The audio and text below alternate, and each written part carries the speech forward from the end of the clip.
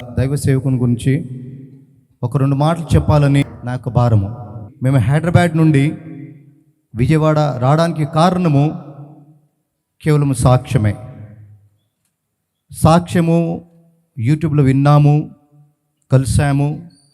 వ్యక్తిగతంగా తనతో మాట్లాడినప్పుడు తను సేవ రాకముందు ఎంతగా తను బాధపడ్డారు, కష్టపడ్డారు, ఎంతగా ప్రయాసపడ్డారు. ఆ సాక్ష్యం వింటే మనకు తెలుస్తుంది. అనేక మార్లు మా సహోదరులలో సాక్ష్యం చూసి మా సహోదరులే ఒక 2 గంటలు లేచిన వారు ఉన్నారు. కనుక ఇన్ని సంవత్సరాల నుంచి విజయవాడ నున్నాలో జకరయ్య అన్న సేవ చేస్తున్నారు. కానీ ఎవరికి తెలియదు.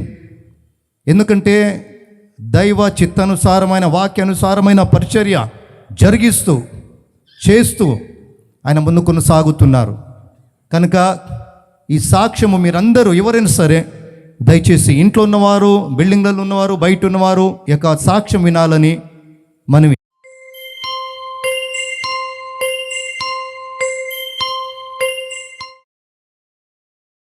సువార్త కూడిక యొక్క ఆహ్వానాన్ని ఘనపరిచి ఈ కూడికకు విచ్చేసినటువంటి దేవుని ప్రజలైన మీ అందరికీ ప్రభువైన యేసుక్రీస్తు వారి ప్రశస్తమైన నామంలో నా హృదయపూర్వకమైన వందనాలు తెలియపరుస్తున్నాను.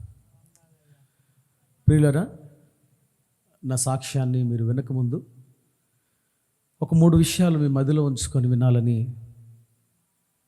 నేను కోరుతున్నాను. ఏమిటంటే, మొట్టమొదట నా గత జీవితంలో జరిగినటువంటి సంగతులు ఏవైతే ఉన్నాయో వాటిని ఉన్నది ఉన్నట్లుగానే మాట్లాడతాను. కాబట్టి ఈ విషయాన్ని గమనించండి. రెండవదిగా, నేను చెప్పబోయేటువంటి సాక్ష్యంలో కొన్ని అభ్యంతరకరమైన విషయాలు ఉండొచ్చు, ఉంటాయి కూడా. అయితే మీరు ఈ సాక్ష్యాన్ని చివరి వరకు విన్నప్పుడు మాత్రమే పూర్తిగా అర్థమవుతుంది, కానీ మధ్యలో అభ్యంతరపడే అవకాశం ఉంది. ఇది రెండో విషయం. మూడో విషయం ఏంటంటే, నేను ఇప్పుడు చెప్పబోయేటువంటి సాక్ష్యము యూట్యూబ్లో ఆల్రెడీ అప్లోడ్ చేసి ఉంది. వాటిలోని కొన్ని సందర్భాలను, ప్రాముఖ్యమైన విషయాలను మీకు చెప్పాలని కోరుకుంటున్నాను. అయితే ఇప్పుడు ఆలస్యం చేయక దేవుని వాక్యంలో నుండి ఒక 2 వచనాలు చదువుకొని సాక్ష్యంలోనికి మనం వెళ్దాం. ఇర్మీయా గ్రంథం 31:3 వచనం అందరం కలిసి చదువుకుందాం. చాలా కాలం క్రిందట యెహోవా వాక్కు నాకు ప్రత్యక్షమై, శాశ్వతమైన ప్రేమతో నేను నిన్ను ప్రేమించుచున్నాను గనుక విడువక నీ ఎడల కృప చూపుచున్నాను. రెండవదిగా, అపోస్తలుడైనటువంటి పౌలు తిమోతికి రాసినటువంటి మొదటి పత్రిక 1వ అధ్యాయం 12-13 వచనాలు మనం చదువుకుందాం. అందులో ఉన్నటువంటి మాట నేను చదువుతున్నాను, దయచేసి గమనించండి. పూర్వము దూషకుడను, హింసకుడను, హానికరుడనైన నన్ను తన పరిచర్యకు నియమించి నమ్మకమైన వానిగా ఎంచినందుకు నన్ను బలపరిచిన మన ప్రభు అయిన క్రీస్తు యేసుకు కృతజ్ఞుడనై ఉన్నాను.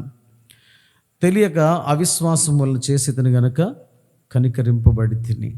ప్రియమైన స్నేహితులారా, నా పేరు జకరియా. ఈ నున్న ప్రాంతంలోనే సేవ చేస్తున్నటువంటి ఒక సామాన్యమైనటువంటి దైవ సేవకుడిని. అయితే ప్రియులారా, ప్రస్తుతం నా పేరు జకరియా అని పిలువబడుతుంది, కానీ నేను యేసు ప్రభుని సొంత రక్షకునిగా అంగీకరించక ముందు నా పేరు బాలశంకర కుమారాచారి. నేను హైందవ కుటుంబంలో దేవశిల్పి విశ్వకర్మ వంశానికి సంబంధించిన వ్యక్తిగా జీవించాను. ఎవరి విశ్వకర్మ అంటే, హైందవ వేద పురాణ ఇతిహాసాల ప్రకారం బ్రహ్మకు గంటాన్ని, విష్ణువుకు సుదర్శన చక్రాన్ని, మహాశక్తికి దివ్యరథాన్ని, పాండవులకు ఇంద్రప్రస్థ నగరాన్ని, దేవేంద్రునికి అమరావతి నగరాన్ని, దేవతలకు పుష్పక విమానాన్ని సృష్టించి ఇచ్చి సకల కళాపోషకుడిగా పిలువబడినటువంటి కళాపోషకుడు, సుమారు 1000 కళలు కలిగిన వాడని ప్రశంసించబడిన వ్యక్తి దేవశిల్పి విశ్వకర్మ. సుప్రసిద్ధులైనటువంటి కళాకారులు 5 విశ్వకర్మ యొక్క సంతానం. వారిలో ఒకరు మనుబ్రహ్మ, 2 మయబ్రహ్మ, 3 త్వష్ట బ్రహ్మ, 4 విశ్వజ్ఞ బ్రహ్మ, 5 శిల్పిమను బ్రహ్మ. వీరినే విశ్వకర్మలు అని లేక విశ్వబ్రాహ్మణులు అని పిలుస్తారు. వీరిలోనే జన్మించి కాలజ్ఞాన గ్రహీతగా పేరు పొందినటువంటి శ్రీమద్విరాట్ పోతులూరి వీరబ్రహ్మేంద్ర స్వామి వారు విశ్వబ్రాహ్మణుడు.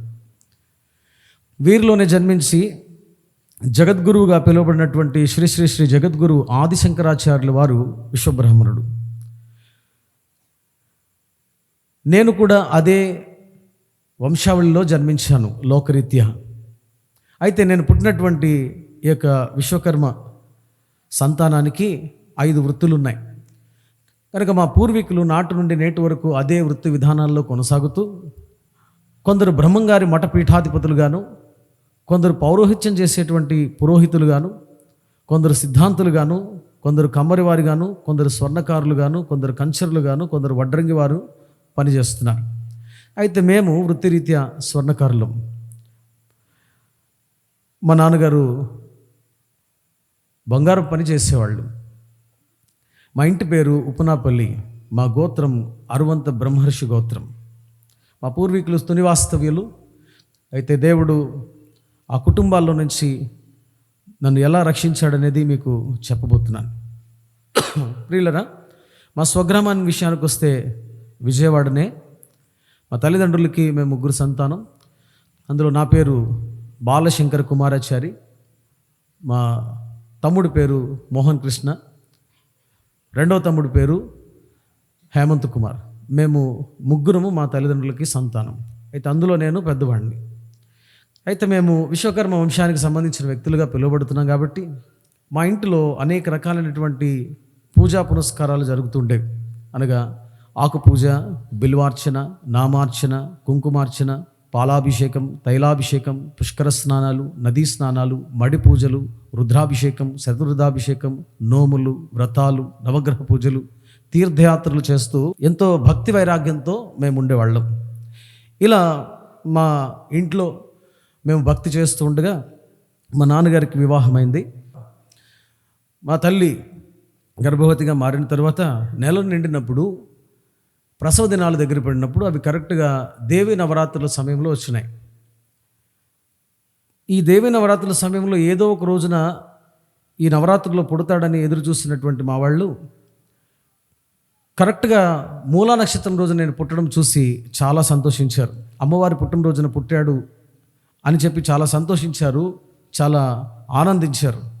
నేను పుట్టినటువంటి నక్షత్రాన్ని బట్టి, పాదాన్ని బట్టి వాళ్ళు చాలా సంతోషించారు. వాళ్ళు సంతోషించేంత కాదు.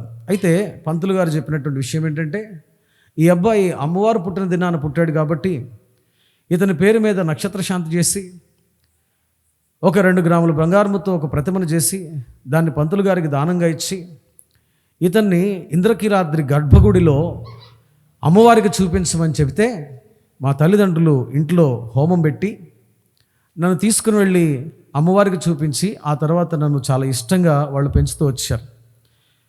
అలా నేను పెరుగుతున్నప్పుడు వారి మధ్య వీడు పుట్టినప్పుడు కలిసి వచ్చిందని, వీడు పుట్టిన తర్వాతనే బాగున్నాయని చెప్పి వాళ్ళు నన్ను పెంచుతున్నప్పుడు ఏదైనా ఒక అపశకునం చూసినా, ఏదైనా ఒక జరగరానిది జరిగినా వాళ్ళు వచ్చి నన్ను చూసేవాళ్ళు.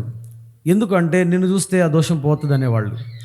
వాళ్ళ మాట అన్నప్పుడు నేను చాలా సంతోషించేవాడిని. నేను పుట్టిన నక్షత్రాన్ని బట్టి, నేను పుట్టిన వంశాన్ని బట్టి, నాకున్న కులాన్ని బట్టి నేను చాలా అతిశయించేవాడిని. అయితే మా ఇంట్లో ఒక పూజ గది ఉండేది. నాకు సుమారు 5 సంవత్సరాల వయసులోనే దేవుళ్ళంటే విపరీతమైన భక్తి నా తల్లిదండ్రుల నుంచి నాలోనికి వచ్చింది. కాబట్టి 5 సంవత్సరాల వయసులోనే తలకు 3 విభూది నామాలు, ఛాతికి విభూది నామాలు, ఉదరానికి విభూది నామాలు కలిగి ఎంతో నిష్ఠగా భక్తి చేసేవాడిని. అలా నేను చిన్నతనంలో పెంచబడుతున్నప్పుడు ఒకానొక రోజున నాకు ఒక చిన్న సందేహం వచ్చింది. అది ఎప్పుడంటే, మేము 3 అన్నదమ్ములము మంచం మీద కూర్చొని కాళ్ళు ఊపుతూ ఉండేవాళ్ళం. అలా కాళ్ళు ఊపుతున్నప్పుడు మా మేనత్తలు, నాకు 3 మేనత్తలు ఉన్నారు. అందులో పెద్ద మేనత్త అనేది, అరే కాళ్ళు ఊపకూడదు అని చెప్పేది. ఎందుకు ఊపకూడదు అని అనేవాడిని. నువ్వు అలా కాళ్ళు ఊపితే పులిమామ వస్తుంది, పులిమామ వచ్చి నేను 2 కాళ్ళు కోసేస్తుంది అని చెప్పేది. ఇంతకు పులిమామ ఎవరు అని అంటే ఇంద్రకీలాద్రి మీద వెలిసినటువంటి అమ్మవారు. కాబట్టి ఆమె మాకు పులిమామ అని పరిచయం చేసింది. ఆమె అనింది, పులిమామ వచ్చి మీ 2 కాళ్ళు కోసేస్తుంది అని. అయితే ప్రతిసారి మమ్మల్ని పడుకోబెట్టాలనుకున్నప్పుడల్లా ఆమె ఇదే చెప్తుంటే నేను ఆమెను అడిగాను, అత్తయ్య ఎందుకు పులిమామ కాళ్ళు కోసేస్తుంది అని అన్నా. అప్పుడు ఆమె అనింది, పులిమామ ఎవరైనా తప్పు చేస్తే కాళ్ళు కోసేస్తుంది అని అంది. అప్పుడు నేను అన్నాను, పులిమామ నువ్వు ఎప్పుడైనా చూసావు అత్తయ్య అన్నాను. అప్పుడు ఆవిడ అంది, రేయ్ పులిమామ దేవుడురా, దేవుడిని చూస్తే ఎవరైనా బ్రతుకుతారా చనిపోతారా అని అనింది. అప్పుడు నాకు కలిగినటువంటి సందేహం ఏంటంటే, మేము చాలామంది దేవుళ్ళను దేవతలను 3 దేవతలను మనస వాచ కర్మణ మేము పూజిస్తున్నాం, ఆరాధిస్తున్నాం. అందులో మా కులదైవం కంచి కామాక్షమ్మ తల్లి, అలానే సనారీశ్వరుడు, మేము ఎక్కువగా శివారాధన చేసేవాళ్ళం, శివుణ్ణి ఎక్కువగా పూజించేవాళ్ళం. అయితే మరి ఇంతమంది దేవుళ్ళు, ఇంతమంది దేవతల యొక్క చిత్రపటాలు మన ఇంట్లో పూర్తిగా ఉన్నాయి కదా చుట్టూ. దేవుణ్ణి చూస్తే చనిపోతామని చెప్తున్నారు. మరి మనిషి చనిపోయేటప్పుడు దేవుణ్ణి చూస్తే ఈ ఫోటోలన్నీ ఎలా వచ్చినాయి అనే ఆలోచన నాలో కలిగింది చిన్న వయసులో. అయితే దాని గురించి నేను మా అత్తయ్యని అడిగాను, అత్తయ్య మరి దేవుణ్ణి చూస్తే చచ్చిపోతా అన్నావు కదా, మరి ఇవన్నీ ఎలా వచ్చాయి అని నేను అడిగాను. అడిగేటప్పుడు మా అత్తయ్య అనింది, అరే నీకు పెద్దోడు అయ్యే కొద్దీ పిచ్చి పిచ్చి ప్రశ్నలు వస్తున్నాయిరా అని అడిగింది. అంటే నేనేమన్నానంటే, ఇప్పుడు అత్తయ్య ఎవరైనా ఒక వ్యక్తి దేవుణ్ణి చూశారనుకో వెంటనే చచ్చిపోతారు కదా, మరి అలాంటప్పుడు చూసిన వ్యక్తి బొమ్మ గీయలేడు కదా. నేను ఇలా అనుకుంటున్నాను అత్తయ్య, ఇదిగో చూసిన వ్యక్తి వెంటనే చచ్చిపోతాడు కాబట్టి చచ్చిపోయే ముందు దేవుడా నేను నిన్ను చూశాను కాబట్టి నీ ఫోటో నేను గీసుకుంటాను అని అంటే ఒకవేళ ఇలా వచ్చిందా అని నేను అడిగితే ఆవిడ చెప్పిన మాట, పిచ్చి ప్రశ్నలు మాట్లాడుతున్నావురా అని ఆవిడ నన్ను నోరు మూపించి పడుకోబెట్టింది. ఎందుకంటే ఆమెకు కూడా తెలియదు ఆ సంగతి, నేను అడిగిన ప్రశ్న. చిన్నతనంలో చిన్నపిల్లలు వేసేటువంటి ప్రశ్నలు కొన్నిటికి మనం సమాధానం చెప్పలేం. ఆ రోజు నేను వేసిన ప్రశ్నకు కూడా మా అత్తయ్య చెప్పలేకపోయింది. అలా నేను నా చిన్నతనంలో దేవుళ్ళ విషయమే సందేహం కలిగి ఉన్నాను. నాకున్న కులాన్ని బట్టి ఎంతో గర్వం మాలో ఉండేది. అన్టచబిలిటీ, అస్పృశ్యత అనేది మా కుటుంబాల్లో ఎక్కువ. అంటే వేరే కులస్తులతో మాట్లాడడం కానీ, వేరే కులస్తులతో సహవాసం చేయడం కానీ, వాళ్ళని పట్టుకోవడం కానీ చేస్తే మా ఇంటి బయటనే పసుపు నీళ్లు కలిపి ఆ దేవుడి దగ్గర ఉన్నటువంటి నీళ్లు తీసుకుని వచ్చి మా మీద గుమ్మరించేవాళ్ళు. గుమ్మరించినప్పుడు మాకు ఉన్నటువంటి అపవిత్రత పోయిద్దని మమ్మల్ని శుద్ధి చేసి తిరిగి మన లోపలికి తీసుకొచ్చేవాళ్ళు. ఇలాంటి అన్టచబిలిటీ అప్పట్లో మా కుటుంబంలో ఉంది. ప్రియులారు, ఇప్పుడు కాదు కానీ కొన్ని దశాబ్దాల క్రితం అన్టచబిలిటీ అనేది మన భారతదేశాన్ని పట్టి పీడించిన ఒక భయంకరమైనటువంటి దారిద్ర్యం. ఆ దినాల్లో నిమ్న జాతుల ప్రజలందరూ ఒక పక్కన ఉండేవాళ్ళు, అగ్రవర్ణాలు వాళ్ళందరూ కూడా ఒక పక్కన ఉండేవాళ్ళు. ఈ అగ్రవర్ణాల్లో ఉన్న వాళ్ళు నిమ్నజాతుల ప్రజల మధ్యకి వెళ్ళేవాళ్ళు కాదు. ఈ నిమ్నజాతి ప్రజలు ఒకవేళ అగ్రవర్ణ వీధుల్లోనికి గనక రావాల్సి వస్తే అతని యొక్క నడుముకి ఒక తాడు కట్టుకొని, ఆ తాడు చివర ఒక తాటా కట్టుకొని ఆ వ్యక్తి నడవాలి. అతను నడిచేటప్పుడు మెడలో ఒక ముంత కట్టుకొని అతను నడవాలి. ఎందుకు ఇట్లా అని అంటే, ఈ వ్యక్తి అగ్రవర్ణ వీధుల్లో నడుస్తున్నాడు కాబట్టి అతను వేసిన అడుగుల గుర్తుల్లో అడుగు వేస్తే అది అపవిత్రతగా భావించి అతను నడిచి వెళ్తున్నప్పుడు వెనక ఉన్న తాటాకు దాన్ని చెరిపేస్తుంది. అలానే తనకు ఒకవేళ ఎక్కడైనా ఉమ్మి వేయాల్సి వస్తే మెడలో ఒక ముంత కట్టుకొని ఆ ముంతలో కచ్చికల పొడి వేసుకొని అందులోనే ఉమ్మాలి. ఇలాంటి భయంకరమైన దారిద్ర్యం ఒకప్పుడు భారతదేశాన్ని పట్టి పీడించింది. అయితే అలాంటి ఆచారం ఉన్నటువంటి కుటుంబంలోనే నేను పుట్టాను. కాబట్టి మా ఇంట్లో చాలా అన్టచబిలిటీ ఉండేది. వేరే కులస్తులను ప్రేమించినట్టు నడిచేవాళ్ళం కానీ వాళ్ళని ప్రేమించేవాళ్ళం కాదు. అలాంటి పరిస్థితుల్లో నేను పెంచబడుతూ వస్తున్నప్పుడు ఒక రోజున నన్ను స్కూల్లో జాయిన్ చేశారు. స్కూల్లో నేను చదువుకుంటూ పెరుగుతూ ఉన్నప్పుడు మా టీచర్ గారు ఒకసారి అన్నారు, అరే సమయం అయిపోయింది క్లాస్ మీకంతా, మీలో ఎవరైనా పాటలు పాడండి రా అన్నారు. అప్పుడు నేను సిగ్గుపడి పాడడానికి మౌనంగా ఉన్నా. అయితే అప్పుడు ఆవిడేం చెప్పారంటే, బెంచ్లో ప్రతి ఒక్కళ్ళు లెగిచి పాడండి అన్నారు. ఇక నేను తప్పించుకోవడానికి లేదు. అప్పుడు నేను లెగిచి పాడాల్సి వచ్చింది. అప్పుడు నేను ఎక్కువగా శివారాధన చేసేవాళ్ళం కాబట్టి పాడమని నాకు చెప్పినప్పుడు నేను పాడినటువంటి మొదటి పాట, అప్పట్లో శ్రీ మంజునాథ అనేటువంటి ఒక సినిమా రిలీజ్ అయింది నేను 5th క్లాస్లో ఉన్నప్పుడు. అప్పుడు అందులో ఒక పాట ఎక్కువగా టీవీలో వస్తూ ఉంటే అది విని విని విని విని నేర్చేసుకున్నాను మొత్తం పాట అంతా. ఆ పాట ఆ రోజున పాడాను. అదేం పాట అంటే మీరు వినే ఉంటారు.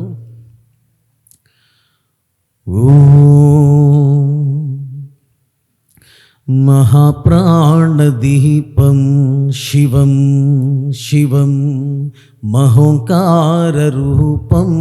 శివం శివం మహాసూర్యచంద్రాద్రినేత్రం పవేత్రం మహాగాఢతిమిరాంతకం సౌరగాత్రం మహాకాంతిబీజం మహాదివ్యతేజం భవనీ సమేతం. ఈ పాట నేను పాడి కూర్చున్నా. మా మేడం అన్నారు, టీచర్ గారు, ఇంత మంచి గొంతు పెట్టుకొని పాడనంట వింటరా, నువ్వు పాడాలి అని చెప్పింది.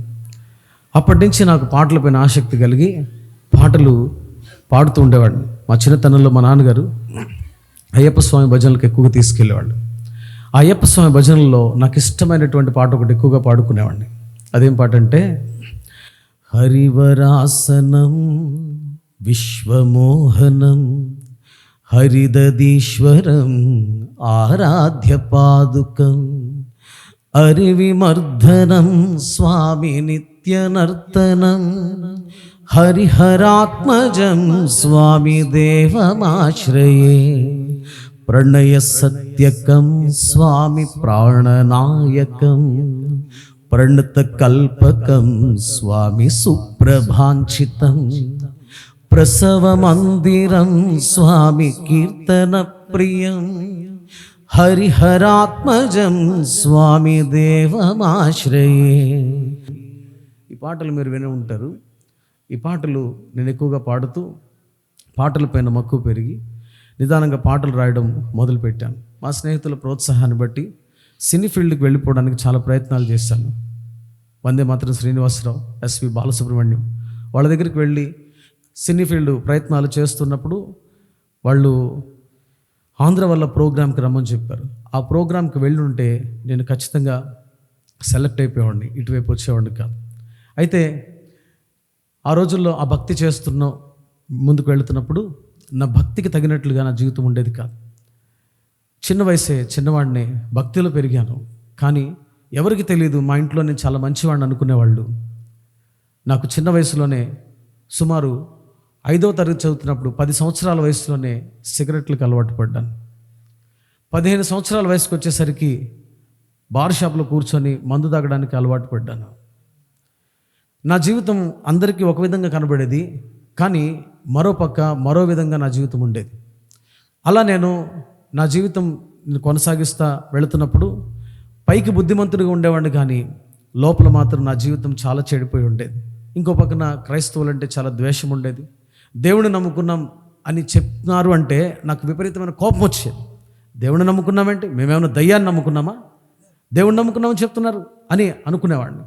ఆ తర్వాత నాకు బొట్టు లేకుండా ఉండడం అంటే ఇష్టం ఉండేది కాదు. నేను ఖచ్చితంగా నుదుటికి బొట్టు పెట్టుకునేవాడిని, ఖచ్చితంగా కంఠానికి నేను బొట్టు పెట్టుకునేవాడిని. కాబట్టి నాకు బొట్టు అంటే చాలా ఇష్టం. ఖచ్చితంగా పెట్టుకునేవాడిని, పడుకునేటప్పుడు కూడా పెట్టుకునేవాడిని, నిద్రలో చెరిగిపోయినా పెట్టుకునేవాడిని. ఇట్లా నాకు బొట్టు అంటే చాలా ఇష్టం. బొట్టు లేకుండా మా ఇంట్లో వాళ్ళు ఉండేవాళ్ళు కాదు, బొట్టు లేకుండా ఉంటే తిట్టేవాళ్ళు. అయితే నేను ఇలా నడుస్తూ ఉన్నప్పుడు క్రైస్తవులపైన విపరీతమైన ద్వేషం పుట్టి దేవుణ్ణి నమ్ముకున్నాం అనే పదం మాట్లాడితే నేను ఇష్టపడేవాడిని కాదు. ఎందుకంటే నాకు స్త్రీలు ముత్తైదువులా ఉండడం ఇష్టం.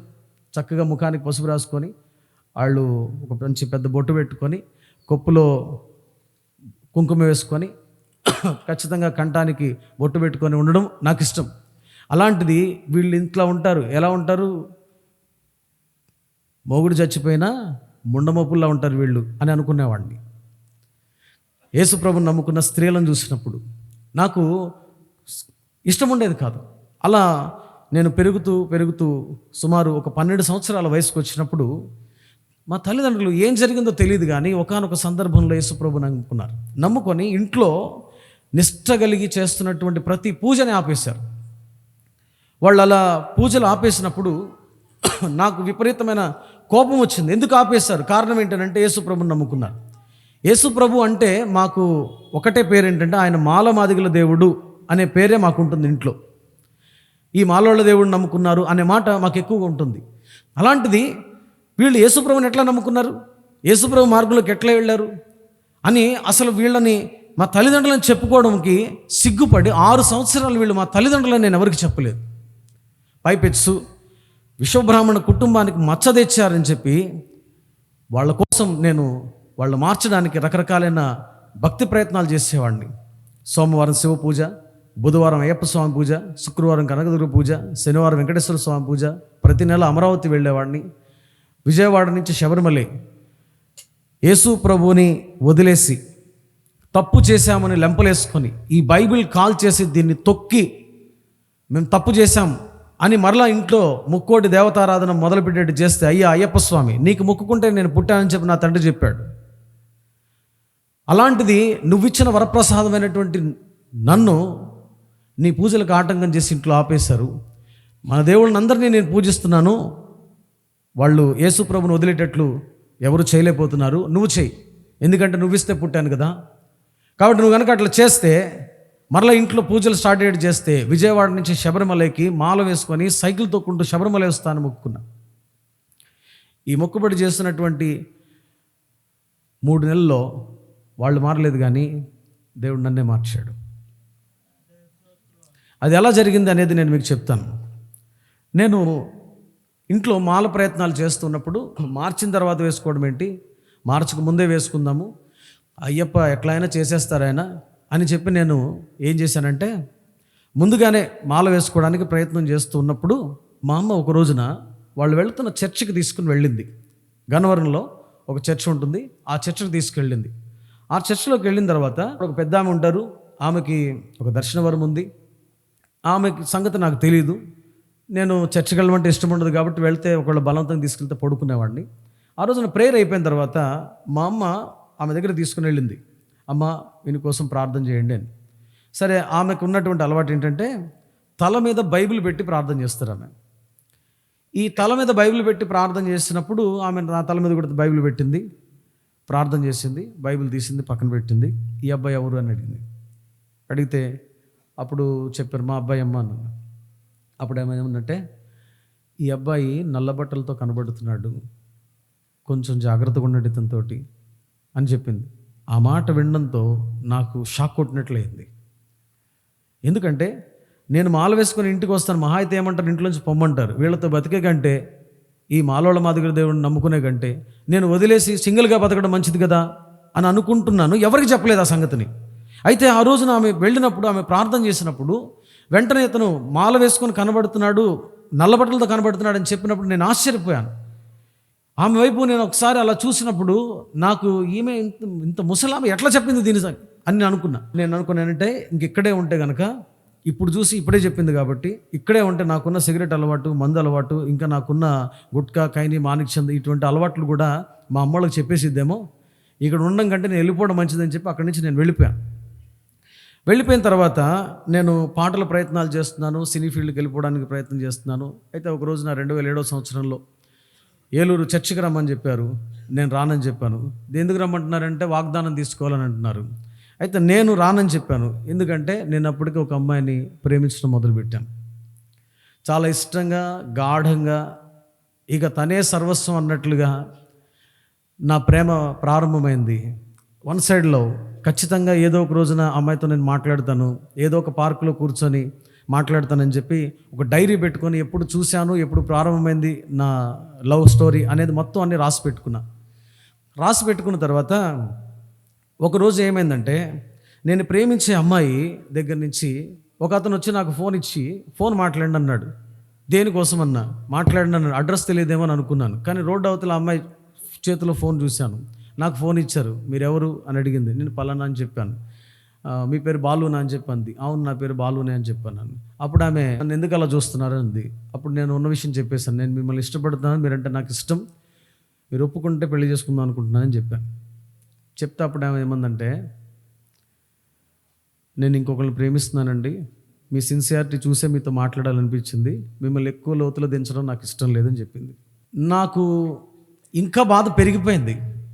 ఎందుకంటే ఇంత మంచి మనస్తత్వం ఉన్న అమ్మాయి పోయిందే, అలా సిన్సియర్గా చెప్పేసింది, ఇలాంటి అమ్మాయి పోయిందే అని చెప్పి నేను బాధపడ్డా.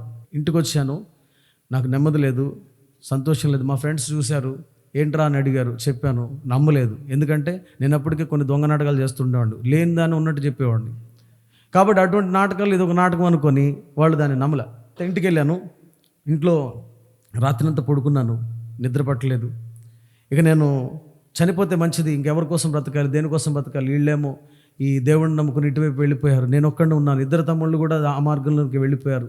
ఇక నేను ఎందుకు ఇంకా బ్రతకడం కంటే చచ్చిపోవడం మంచిది కదా, ఆమె సర్వస్వం అనుకున్నప్పుడు ఆమె లేనప్పుడు ఎందుకు బతకాలి అని అనుకొని ఆ రోజు రాత్రి మా అమ్మ చీర తీసుకొని ఫ్యాన్ కురిపెట్టుకోవడానికి ఉరి కట్టుకుంటున్న సమయంలో ఒక స్వరం నాకు వినబడింది. నీ సమస్యకు చావే పరిష్కారం అనుకుంటున్నావా, చనిపోతే ఎక్కడికి వెళ్తావు అనే ఒక స్వరము నా చెవులకి వినబడింది. అది ఖచ్చితంగా నా చెవులకు వినబడింది అని నేను చెప్పలేను, కానీ నా లోపల నుండి నా చెవుల్లో ప్రతిధ్వనించింది. నీ సమస్యకు చావే పరిష్కారం అనుకుంటున్నావా, చనిపోతే ఎక్కడికి వెళతావు. నాతో ఎవరో మాట్లాడారనిపించింది. నేను చూస్తే అందరూ ఇంట్లో పడుకొని ఉన్నారు. బయటికి వెళ్ళి చూద్దామని బయటికి వెళ్ళి చూస్తే కూడా బయట ఎవరు లేరు. అయితే నాతో ఎవరు మాట్లాడారని అన్వేషిస్తూ ఉన్నాను. ఈలోపు తెల్లవారిపోయింది. పైకి లేచి మా ఫ్రెండ్స్ దగ్గరికి వెళ్ళాను. వాళ్ళు కొన్ని విషయాలు వాళ్ళు ఆదరించారు, కానీ ఎవరి ఆదరణ నా మనసుకి తీసుకోలేదు. ఎందుకంటే ప్రేమలో ఓడిపోయినోడి సంగతి ప్రేమలో ఓడిపోయినోడికి అర్థమైంది, ఇంకెవ్వరికి అర్థం కాదు. కాబట్టి నా బాధ నాకు మాత్రమే తెలుసు, ఎవరికి తెలియదు. నేను నాలో నేనే బాధపడుతూ ఉన్నాను, ఇబ్బంది పడుతున్నాను. పొద్దున్నే 8 గంటలకు చర్చికి తీసుకెళ్తారని తెలిస్తే 6 గంటలకు ఇంట్లో నుంచి పరారైపోయే నేను ఆ రోజున ఇంట్లో ఉంటే చర్చికి వెళ్దాం రా అన్నారు. సర్లే ఇంకా వెళ్దాం పదా అని చెప్పి వెళ్ళాను. అక్కడికి వెళ్ళినప్పుడు మా పాస్టర్ గారు వాక్యం చెప్తున్నారు, దేవుని సేవకులు. ఆయన వాక్యం చెప్తున్నప్పుడు ఇది ఏంటండి అని అడిగారు. ఒక బ్యాగ్ చూపించి, బైబిల్ బ్యాగ్ అన్నారు అందరూ. ఈ బైబిల్ నా దగ్గర ఉంటే నెమ్మది ఉంటుంది, నాకు సంతోషం ఉంటుంది, నా కష్టకాలంలో మరి బైబిల్ నాకు సహాయపడుతుంది, ఇది దగ్గర నాకు ఉన్నప్పుడు ఒక సినిమా వాల్పోస్ట్ చూడాలన్నా కానీ నాలో భయం పడుతుంది అని చెప్పాడు. ఆయన చెప్పిన ప్రధానమైన మాట ఏంటంటే ఈ బైబిల్ దగ్గర ఉంటే నెమ్మది ఉంటుందని. సరే నేనేం చేశానంటే చూద్దాం ఈ పాస్టర్ చెప్పేది అని అనుకున్నా.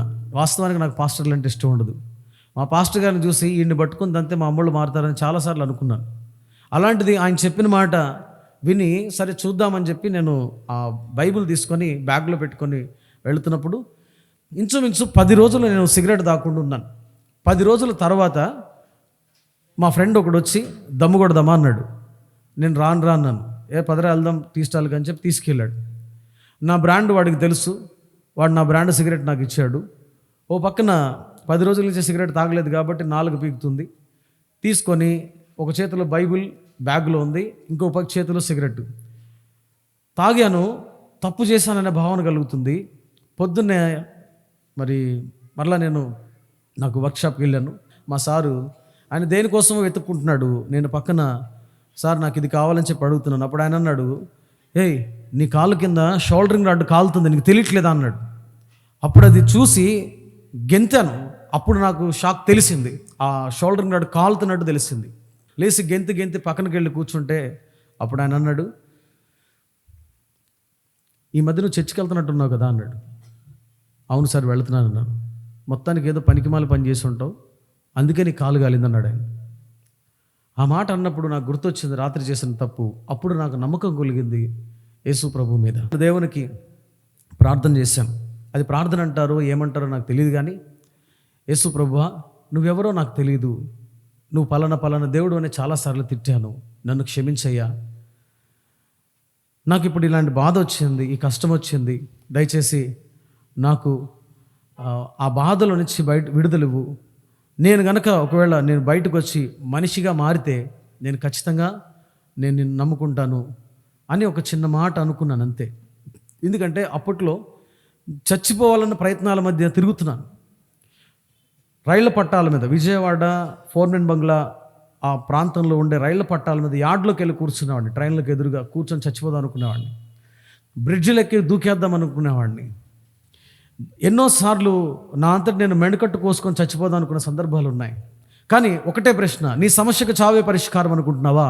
చనిపోతే ఎక్కడికి వెళ్తావు అని దేవుడు నన్ను ప్రశ్నిస్తుండేవాడు. ఆ స్వరం ఏంటని చెప్పి అన్వేషించేవాడిని. నాకు ఎక్కడ దొరికేది కాదు. ఆ దినాల్లో నేను చర్చికి వెళ్ళడం, ఇదంతా జరగడం, దేవుని నమ్మకం కుదిరిన తర్వాత నేను ప్రార్థన చేసిన తర్వాత అప్పుడు నా లోపల ఉన్నటువంటి ఆ బాధ సుమారు 7 దినాలకి కొంచెంగా తగ్గిపోయింది. తగ్గిపోయిన తర్వాత నేను మామూలు మనిషిని అయిపోయాను. మంచిగా డ్రెస్ వేసుకొని నేను వెళ్తున్నప్పుడు మా ఫ్రెండ్స్ ఒక రోజున నన్ను కలిశారు. మా ఫ్రెండ్ సర్కిల్లో నాతో పాటు ఇంకొక స్నేహితులు ఇద్దరం ఉంటే చాలా జాయ్ఫుల్గా ఉంటుంది, చాలా సంతోషంగా ఉంటాం మేము, మంచిగా జోకులు వేసుకుంటూ. అలాంటిది నాకు బాగోసరికి వాళ్ళు ఎవరు కలవట్లేదు, కానీ ఆ రోజున కలుసుకున్నారు. అందరం కలిసి మేము ప్రయాణం చేస్తూ వెళుతున్నప్పుడు సైకిళ్ళ మీద అప్పుడు వాళ్ళలో ఒకడు అన్నాడు, అరే వీడు చచ్చిపోతాడు అనుకున్నాం రా అని అన్నాడు ఒకడు. అప్పుడు ఇంకొకడు అన్నాడు, మనం వీడికి చెప్పాంరా, వీడు మన మాట వినలేదని అన్నాడు ఒకడు. అప్పుడు ఇంకొకడు అన్నాడు, అరే ఈ రోజుల్లో కూడా ఎలా ఉంటే అట్లారా అని ఒకడు అన్నాడు. అట్లా ఒక్కొక్కరు ఒక్కొక్క రకంగా చెప్తున్నారు. ఇంతకీ వాళ్ళు నాతో ఏం చెప్పారు అంటే, ఒక్క అమ్మాయినే ప్రేమించమాకరా అని చెప్పారు. వాళ్ళ సిద్ధాంతం ఏంటంటే, నలుగురిని చూడు, ముగ్గురిని సెలెక్ట్ చేయి, దాన్ని ట్రై చేయి, ఒకళ్ళు పెళ్లి చేసుకో. ఇది వాళ్ళ సిద్ధాంతం. అయితే నేనేంటంటే, నలుగురిని చూసి ముగ్గురిని సెలెక్ట్ చేసి దాన్ని ట్రై చేసి ఒకళ్ళని పెళ్లి చేసుకునే ఈ మనసు పనికి మాలిన చెత్త మనసురా. మనసు అనేది ఒకళ్ళకి ఇస్తాం, 10 మందికి ఇస్తే దాన్ని ఏమంటారు? అదేమన్నా ప్రసాదమా ఇవ్వడానికి? కాదు కదా. కాబట్టి నేను సిన్సియర్గా ప్రేమించాను. అయితే వాళ్ళు దాన్ని అన్నారు. అయితే వాళ్ళలో ఒకడు ఏమన్నాడంటే, పోన్లేరా బాబు, ఏ దేవుడు కాపాడాడు కానీ మొత్తానికి నేను కాపాడాడు అన్నాడు. ఆ మాట అన్న తర్వాత అందరం కలిసి వెళ్ళిపోయాం. నేను వాళ్ళతో అన్నాను, మర్చిపోవాలనుకున్నాను రా, మర్చిపోయాను అని చాలాసార్లు చెప్పాను. అయితే ఆ మాట చెప్పిన తర్వాత చిట్టినగర్ దగ్గర చిట్టిగారి పార్క్ ఉంటుంది. ఆ పార్క్ వరకు కూడా మా ఫ్రెండ్స్తో కలిసి నేను నడుచుకుంటూ వెళ్తుంటే వాళ్ళు ఒక పక్కకి వెళ్ళిపోయారు. నేను ఒక పక్కన మయూరిటీ స్టాల్ అని ఉండేది, అక్కడ ఆ పక్కకి నేను వెళుతున్నప్పుడు నా కళ్ళ ముందు ఒక స్క్రీన్ కనబడుతుంది. దాని మీద ఒక మాట ఉంది. ఏముందంటే, శాశ్వతమైన ప్రేమతో నేను నిన్ను ప్రేమించుచున్నాను గనుక విడవక నీ ఎడల కృప చూపుచున్నాను అనేటువంటి మాట నాకు కనబడుతుంది. అది నేను నడుస్తుంటే నా కళ్ళ ముందు కనబడుతుంది. ఇదేంటి ఏదో కనబడుతుంది, ఇది ఎక్కడ చూసినట్టుంది అని అనుకున్నాను. తర్వాత కళ్ళు మూసుకుంటే కళ్ళ ముందు కూడా చీకట్లో పడింది. ఇదేంటో కనబడుతుంది అని నేను అనుకుంటూ కళ్ళు నలుపుకుంటే అది కనబడడం అనేది మానిపోయి అది నా చెవులకి వినబడడం మొదలవుతుంది. నా చెవులకి అది వినబడుతుంది. ఏమని వినబడుతుందంటే, శాశ్వతమైన ప్రేమతో నేను నిన్ను ప్రేమించుతున్నాను గనుక విడువక నీ ఎడల కృప చూపుచున్నాను. ఈ మాట వినబడుతుంది. ఈ మాట వినబడుతున్నప్పుడు వెంటనే జ్ఞాపకం వచ్చింది. నేను అనుకున్నాను, అరే ఇది నేను అక్కడ చర్చిలో చూసినట్టున్నాను కదా అని అనుకుంటున్నప్పుడు అప్పుడు వెంటనే నాకు మరలా స్వరం వినడం మొదలైంది. బాలు, నీ అంతట నువ్వే మర్చిపోయావా అనే స్వరం నాకు వినబడుతుంది. ఆ స్వరం ఒక్కసారి నాకు వినబడడంతో నా లోపల భయం వచ్చి వణుకు మొదలైంది. ఎందుకంటే ఎవరు నాతో మాట్లాడారు అని ఫ్యాన్ కురిపెట్టుకున్నప్పుడు ఏ స్వరమైతే నాతో మాట్లాడిందో అదే స్వరం తిరిగి మరలా నాతో మాట్లాడుతుంది. ఆ మాట నాకు వినబడుతున్నప్పుడు, బాలు నీ అంతట నువ్వే ఆ అమ్మాయిని మర్చిపోయావా అని నన్ను అడుగుతుంటే అప్పుడు నాకు భయంతో వణుకు పుట్టి, లేదు ప్రభువా, నా అంతటా నేను మర్చిపోలేదు అని నాకు తెలియకుండానే ప్రభు అని అనిశాను. అప్పుడు ప్రభు అన్నమాట, మర్చిపోయేటట్లు చేసింది ఎవరు, నువ్వు చెప్పుకునేది ఎవరి గురించి అని అన్నాడు. అప్పుడు ప్రభు అడిగినటువంటి ప్రశ్నలు ఏమిటంటే, బాలు నువ్వు అమ్మాయిని ప్రేమించావు కదా, ఆ అమ్మాయి నీతో ఎంతకాలం బ్రతుకుతుంది అని అంటే, ఒక 70 ఏళ్ళు 80 ఏళ్ళు బ్రతుకుతుంది ప్రభు అని అన్నా. అప్పుడు దేవుడు అన్నమాట, ఒకవేళ ఆ అమ్మాయి కంటే ముందు నువ్వు చనిపోయావు అనుకో, నిన్ను ఆ అమ్మాయి తన ఇంట్లో ఉంచుకుంటుందా అని అన్నాడు. ఉంచుకోదు ప్రభు అని అన్నా. అప్పుడు తర్వాత మరలా అన్న మాట, ప్రభు ఇవిగో ఇప్పుడు నువ్వు ఈ రోడ్డు దాటబోతున్నావు కదా, ఆ లారీ నిన్ను కొట్టేసింది అనుకో, ఆ బస్సు నిన్ను ఢీకొందనుకో, ఇక్కడ వెంటనే నువ్వు చనిపోతావు. చనిపోయిన తర్వాత మీ తల్లిదండ్రులు వచ్చి నిన్ను తీసుకొని వెళ్తారు, ఏడుస్తారు, నీకు చక్కగా స్నానం చేయించి పౌడర్ అద్దిన తర్వాత నిన్ను పెట్టెలో పడుకోబెట్టినాక, మా ఇంటి పెద్ద కొడుకే మాకు తలకొరువు పెట్టాలని మేము అనుకున్నాం, అలాంటిది వీడికి మేము అంత్యక్రియలు చేయాలా చెట్టుకు కాయ భారం ఏమి కాదు, మా బిడ్డను మా దగ్గర ఉంచుకుంటాం, వీడి కోసం తెచ్చిన ఈ ఫ్రీజర్ని మేము కొనుక్కుంటాం, మేము బ్రతికినంత కాలము మా బిడ్డ మాతో పాటే ఉంటాడు, మేము చనిపోయిన తర్వాత వాడి చేతిలో తలకొరువు పెట్టి అది మా తల కంటించిన తర్వాత వాడికి అంత్యక్రియలు చేయండి అని చెప్పి మీ అమ్మ కానీ మీ నాన్న కానీ నీతో అంటారా అని అన్నాడు. ఆ మాట అన్నప్పుడు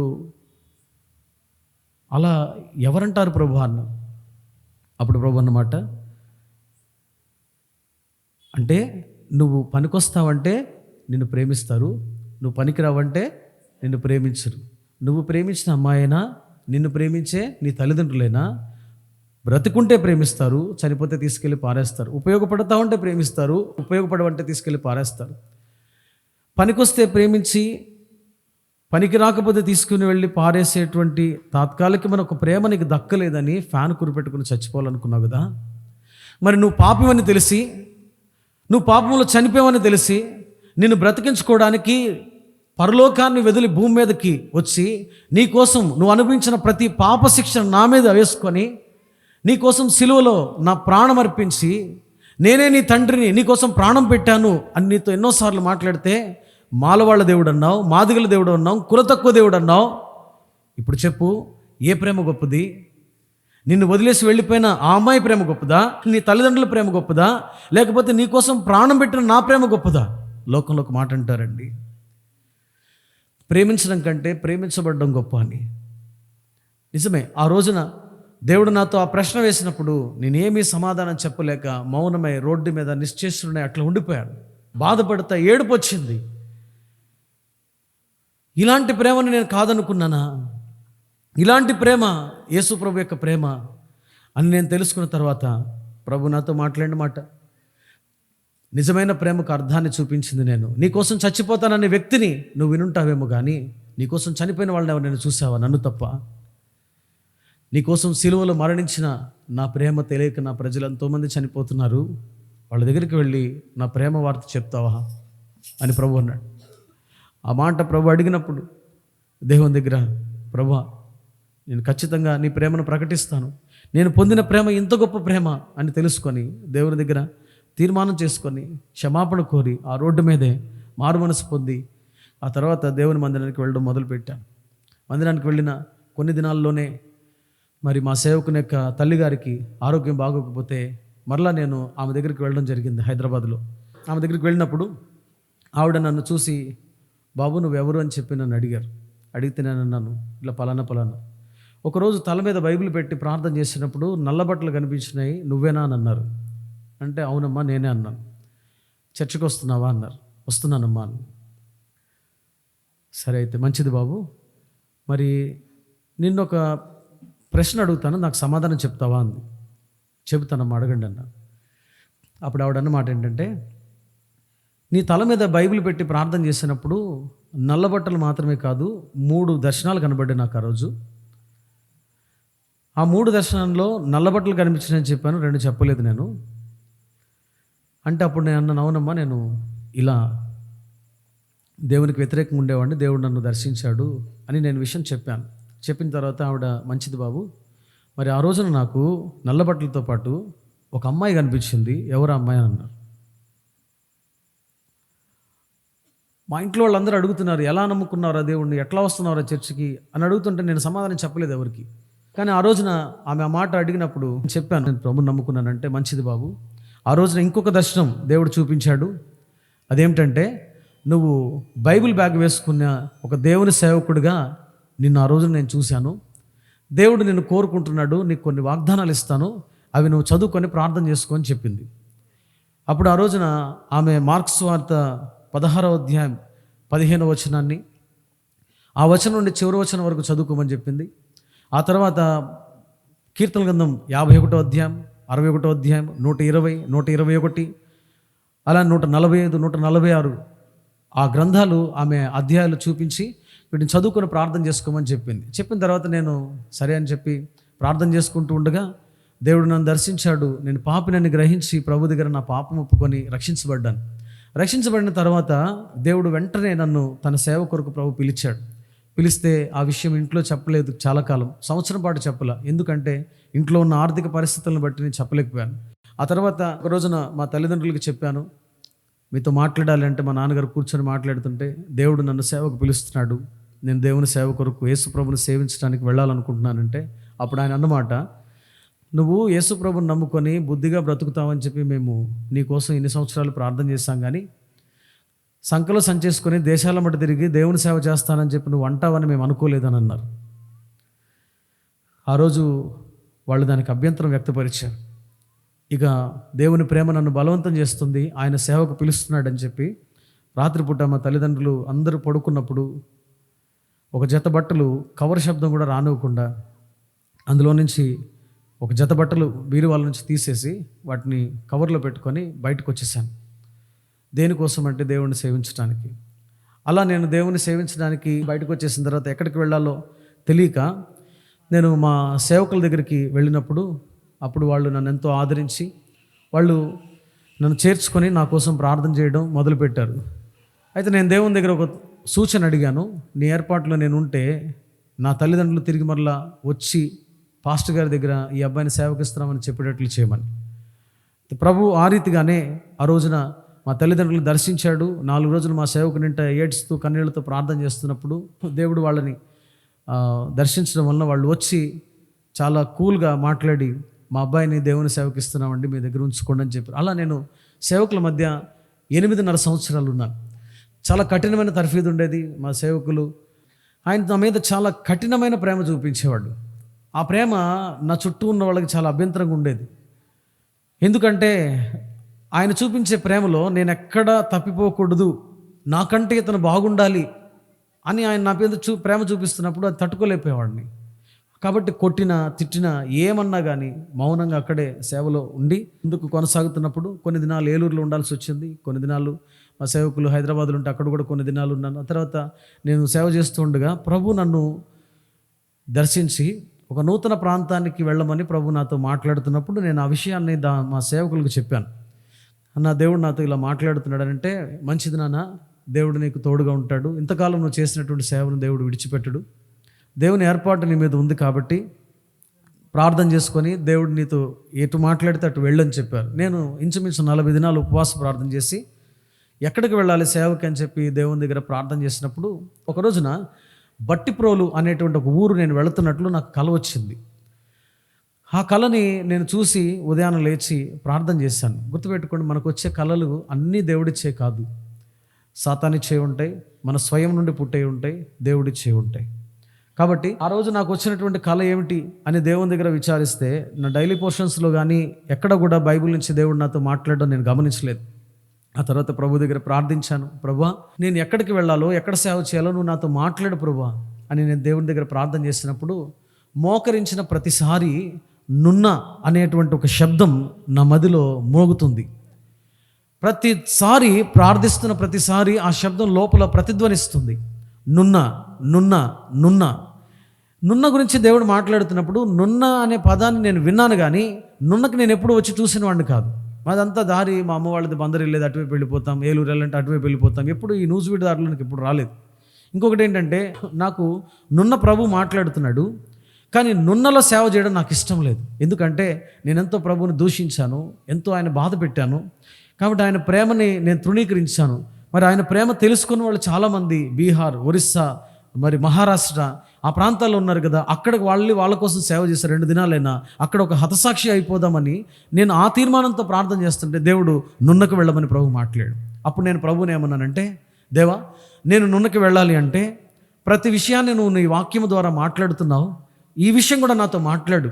నేను నున్న వెళ్ళడం నీ ఉద్దేశం అయితే నేను నీ సన్నిధిలో పెడుతున్న సూచన, నాకు బైబిల్ గ్రంథంలో నున్న అనేటువంటి ఊరు పేరు నువ్వు చూపిస్తే అప్పుడు నేను నున్నకి వెళ్తాను అని నేను ప్రభుని అడిగాను.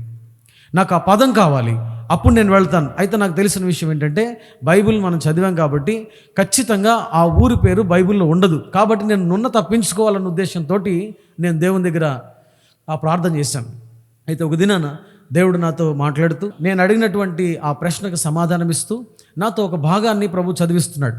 ఆ భాగం నేను చదువుతున్నప్పుడు నేను చదువుతున్నాను అర్థం కావట్లేదు. అక్కడి నుంచి ఇంకా వేరే ప్లేస్కి వెళ్ళడానికి వాక్యము అక్కడే ప్రభు ఉంచి ఇది చదువు అంటే పరిశుద్ధాత్మ దేవుడు మాట్లాడుతున్న మాట నేను చదువుతున్నప్పుడు నాకు ఏం అర్థం కాకపోతే నాకు వాక్యాన్ని విడదీసి చదవడం అలవాటు. ఒక్కొక్క పదాన్ని విడదీసి చదవడం మొదలుపెట్టాను. అలా చదువుతున్నప్పుడు నాకు ఆ ఊరి పేరు బైబిల్లో కనబడింది. ఏ ఊరికి వెళ్ళమని దేవుడు మాట్లాడుతున్నాడో, ఏ ఊరికి వెళ్ళకూడదని నేను అనుకుంటున్నానో, తప్పించుకుందామని దేవుని దగ్గర పెట్టానో, ఆ ఊరి పేరు ప్రభు మాట్లాడుతున్నాడు. అది ఎక్కడ ఉంది? మీకు కూడా ఆసక్తిగా ఉండొచ్చు. బైబిల్లో మా ఊరి పేరు ఉందా అని మీరు అనుకోవచ్చు. నిజం ఉంది. నేను ఆ భాగాన్ని చూపిస్తాను, మీరు చూస్తారా? మీరు బైబిల్ ఒకసారి తెరవండి. మార్కు సువార్త 11వ అధ్యాయం. మార్కు సువార్త 11వ అధ్యాయం 1-2 వచనాలు నేను చదువుతున్నాను, దయచేసి గమనించండి. వారు యెరూషలేమునకు సమీపించి ఒలీవల కొండ దగ్గరనున్న బేత్పగే, బేతనియా అను గ్రామములకు వచ్చినప్పుడు ఆయన తన శిష్యుల్లో 2 చూచి, మీ ఎదుట నున్న గ్రామమునకు వెళ్ళుడి. కనబడిందండి? మీ ఎదుట నున్న గ్రామమునకు వెళ్ళుడి. వాస్తవానికి ఇక్కడ సందర్భం ఏంటంటే, మీ ఎదురుగా ఉన్న గ్రామానికి వెళ్ళండి అని చెప్పాడు యేసుప్రభు. కానీ అక్కడ తెలుగు బైబిల్లో మీ ఎదుట నున్న గ్రామము అనే పదం ఉంది. నేను అడిగిన నున్న అనే పదం, నాకు నున్న చూపించి వెళుతాను. దేవుడు చాలా స్పష్టంగా, మొన్న దైవ సేవకులు వర్తమానం 13వ తారీఖు మీటింగ్ జరిగింది కదండి, ఆ రోజున ఏం రాశారు? ఎక్కడ జరిగింది? టీచర్స్ కాలనీ నున్న గ్రామం అని రాశారు. ఇక్కడ ఏముందండి చెప్పండి? నున్న గ్రామమునకు వెళ్ళుడి. ఈ పదం దేవుడు మాట్లాడిన వెంటనే నా అజ్ఞాన పొరలు రాలిపోయినాయి.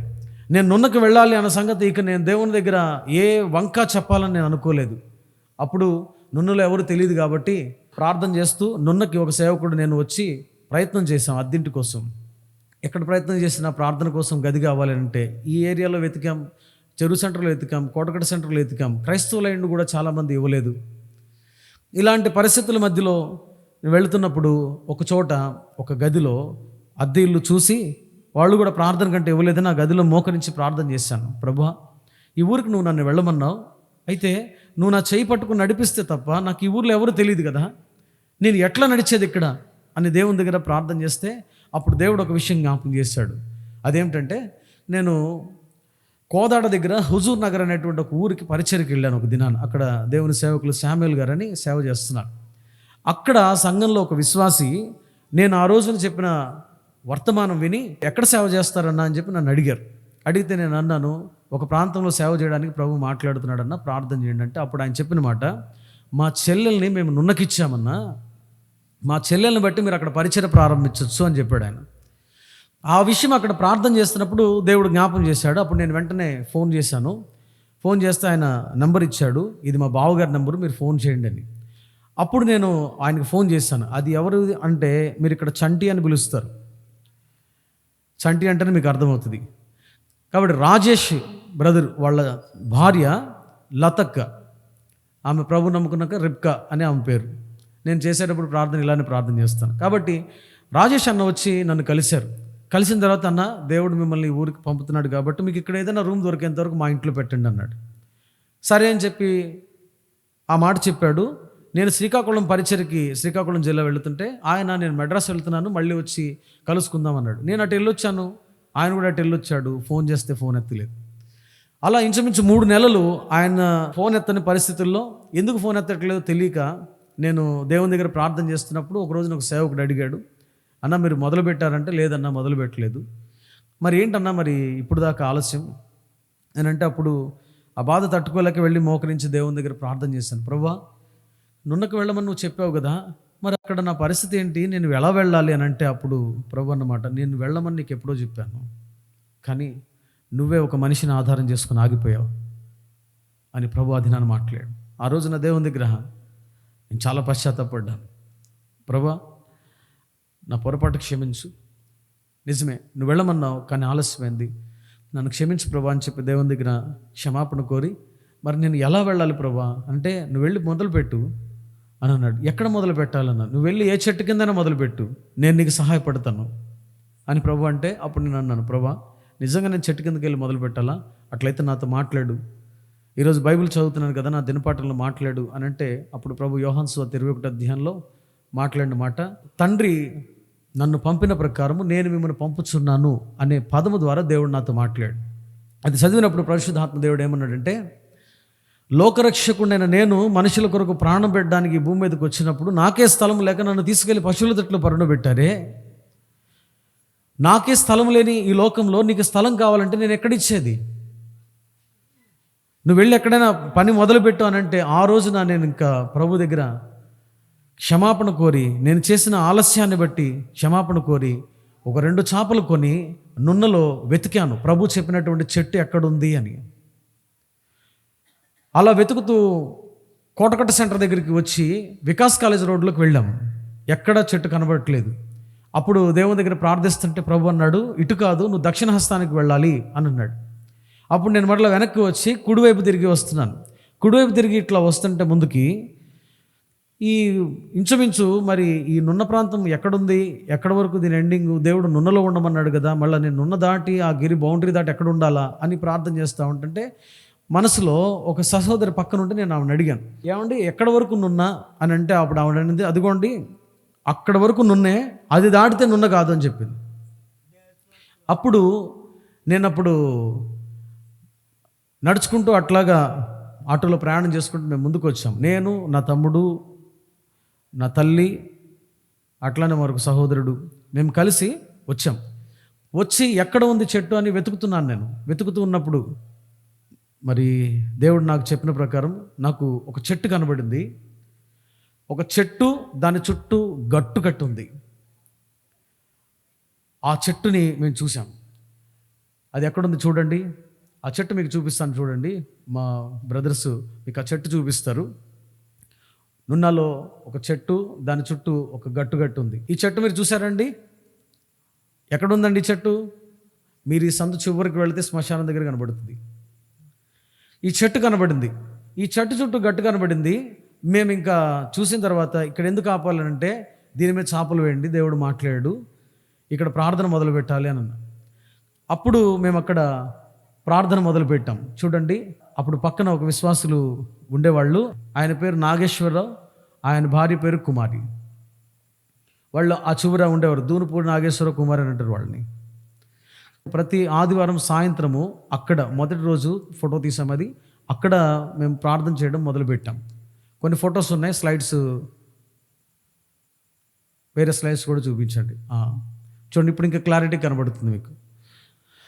అక్కడ మేము ఆ చెట్టు కింద పరిచర్య మొదలుపెట్టి ప్రార్థన చేసి, ఆ తర్వాత కళ్ళు తెరిచి చూస్తే వెనకాతలే శ్మశానం. ఇది చూసిన తర్వాత మా పక్కన ఉన్న వాళ్ళకి ఇది శ్మశానం అంట అని అనుకున్నారు. అయినా కానీ పర్వాలేదు, దేవుడు చెప్పింది ఇక్కడే కాబట్టి ఇది శ్మశానం అని, ఏదైనా కానీ ఇక్కడ ప్రార్థన చేయాల్సిందని చెప్పి ప్రార్థన చేస్తున్నప్పుడు పక్కన వాళ్ళు అన్నారు, అయ్యగారు మా ఇంటి స్థలం ఇస్తాం, ఎదురుగా ఉంది, మందిరం కట్టుకోండి అన్నారు. అప్పుడు ప్రార్థన చేస్తుంటే ప్రభు అన్నాడు, లోపలికి వెళ్ళు అని. లోపలికి వెళ్ళాలంటే ఎట్లా వెళ్ళాలని చెప్పి ప్రార్థన చేస్తుంటే అప్పుడు ఫోన్ చేయడం ఎత్తకుండా ఆగిపోయిన రాజేష్ అన్న అప్పుడు ఫోన్ చేశాడు. ఫోన్ చేసి నాతో మాట్లాడుతూ, అన్న మీరు నున్నలో పరిచయం మొదలు పెట్టారా అన్నాడు. మొదలు పెట్టానన్నా. ఎక్కడన్నా చెట్టు కింద చేస్తున్నారు మీరేనా అని అన్నాడు ఆయన. అంటే అవునన్నానంటే, అన్న నాకున్న కొన్ని పరిస్థితులను బట్టి నేను మీకు ఫోన్ ఎత్తడం మరి మానేశాను, దయచేసి ఒకసారి మా ఇంటికి రండి అని చెప్పి ఇంటికి పిలిచి వజ్రం ఆంటీ వాళ్ళ ఇంట్లో ఆయన ఆతిథ్యం ఇచ్చాడు. ఇచ్చిన తర్వాత ఆ రోజు ఒక చెప్పాడు ఏంటంటే, అన్న వెనకాతల వాగు రోడ్లో నరసయ్య, చిన్ని అనే 2 కుటుంబం ఉన్నారు, వాళ్ళ ఇంట్లో మీరు పరిచయం మొదలు పెట్టచ్చు అని అంటే వెళ్ళి అక్కడ వాళ్ళ ఇంట్లో పరిచయం మొదలు పెట్టాం. ఆ తర్వాత అక్కడ చేస్తూ ఉండగా బల్ల ప్రారంభించే దినం వచ్చింది. ప్రభు బల్ల ఇంట్లో ఉంటే అరిష్టం అని ఎవరో చెప్పడం వలన ఆ రోజున నిరాకరించబడింది. అది దేవుని బల్ల ఆది అపోస్తల పరిచర్య ఇంటిలోనే ప్రారంభమైనాయి. ఇది చాలామందికి తెలీదు కాబట్టి ఆ సంగతి పాపం వాళ్ళకి తెలియదు. ఆ మట్టి రోడ్లో పెట్టి అక్కడ ప్రభు బల్ల ప్రారంభించిన తర్వాత వారం ఇంకా ఇంట్లో ఆటంకం వచ్చిన తర్వాత మేము ఇంకా రోడ్డు మీదనే ప్రభు బల్ల పెట్టి చివరిగా ఒక వాగు రోడ్డు, ఇంతకుముందు ఎలా ఉండేది మీకు తెలుసు కదండి, వర్షం పడితే ఆ రోడ్లో వెళ్ళలేం, అలాంటి పరిస్థితి. ఆ రోజున ఒక వర్షం పడి ఒక పక్కనంతా బురదైపోయి ఉంది. ఆ పక్కన నేను చెప్పాను, ఇక్కడ మీరు చేపలేయండి, ఇక్కడ ఆరాధన చేద్దామని అన్నా. ఇక్కడ మా అమ్మ అయితే ఆ రోజున ఏడ్చింది. అప్పుడు దేవుడు నాతో మాట్లాడాడు, ఇవన్నీ ఒక దినాన మెప్పవుతాయి, సాక్ష్యం అవుతాయి, నువ్వు ఇక్కడ పెట్టు అని అంటే ప్రభు ఆ రోజున అక్కడ బల్ల ప్రారంభించాం. అయితే దేవుడు బల్ల ప్రారంభించిన తర్వాత నున్నకి నువ్వు పూర్తిగా వెళ్ళిపోవాలి అని చెప్పాడు. అప్పుడు నేను 2 కారణాలను బట్టి ఆగిపోయాను. ఒకటి ఏంటంటే నాకు ఇంకా పెళ్లి కాలేదని, రెండవది ఏంటంటే అద్దె ఇల్లు ఎంత అడిగినా దొరకట్లేదు కాబట్టి అద్దె ఇల్లు నేను ఒక 500 అద్దె కూడా నేను కట్టలేను. ఇప్పుడు నేను అద్దె ఇంట్లో ఎక్కడ పెట్టేది, నాకు ఎవరు తెలియదు కదా అన్న ఈ 2 న్యాయబద్ధమైన కారణాలతో నేను ఆగిపోయాను. అయితే అప్పుడు దేవుడు ఆ సమయంలో నన్ను మొత్తాడు. మొత్తినప్పుడు నున్నకి వెళ్ళడం ఆలస్యం చేస్తున్నప్పుడు ప్రభువు నన్ను మొత్తినప్పుడు నా కాలుకు ఒక ఇన్ఫెక్షన్ అయ్యి నేను బెడ్ మీద 4 దినాలు ఉండాల్సి వచ్చింది. ఆ దినాల్లో నా కాలు 2 అంతలు వాచిపోయింది. అప్పుడు ఎలా అయిపోయిందో తెలుసా అండి? చూడండి, చూపిస్తారు. అప్పుడు నా కాలు ఎలా మారిపోయిందో మీరు చూడొచ్చు. ఇది నా మోకాలుకి అయినటువంటి ఇన్ఫెక్షన్. ఆ రోజున నా మోకాలు 2 అంతలు అయిపోయి ఇంచుమించు 2 నెలలు, నెల పైన 2 నెలల వరకు నేను మంచం దిగి నడవలేని పరిస్థితి వచ్చింది. నేను అలాగా బెడ్ మీద ఉన్నప్పుడు ఇది చూసి చాలా బాధపడేవాడిని, చాలా ఏడ్చేవాడిని దేవుని దగ్గర. అప్పుడు ప్రభు నాతో మాట్లాడుతూ ఏమన్నాడంటే, నున్నకు వెళ్ళమని నేను ఎప్పుడో చెప్పాను, కానీ నువ్వు నున్నకు వెళ్ళట్లేదు. అబ్రహాముతో నేను ఎక్కడికి వెళ్ళాలో చెప్పకపోయినా అబ్రహాము లేచి బయలుదేరి వెళ్ళాడు. కానీ నువ్వు ఎక్కడికి వెళ్ళాలో చెప్పినా కానీ నువ్వు నున్నకు వెళ్ళట్లేదు. నువ్వు ఇప్పుడు వెళ్తావా, లేకపోతే అబ్రహాముకు జరిగింది నీకు జరగాల? ఏం జరిగింది అబ్రహాముకి అని అంటే, అబ్రహాముతోటి దేవుడు మాట్లాడినప్పుడు మొదట మెసొపొతేమియాలో ఉన్నప్పుడు మాట్లాడాను. దేవుడు మాట్లాడినప్పుడు తను బయలుదేరి వచ్చి హారానులో ఆగిపోయాడు. అక్కడ తర్వాత తన ప్రయాణం ఎప్పుడు ప్రారంభమైందంటే తన తండ్రి మరణం తర్వాత తన ప్రయాణం తిరిగి మరలా ప్రారంభమైంది. అప్పుడు ప్రభు అన్నమాట, నువ్వు వెళతావా నున్నకి, లేదంటే అబ్రహాము జరిగింది జరగాల? అప్పుడు నాకు భయం వేసింది. అప్పుడు మా నాన్నగారికి బైపాస్ సర్జరీ జరిగింది.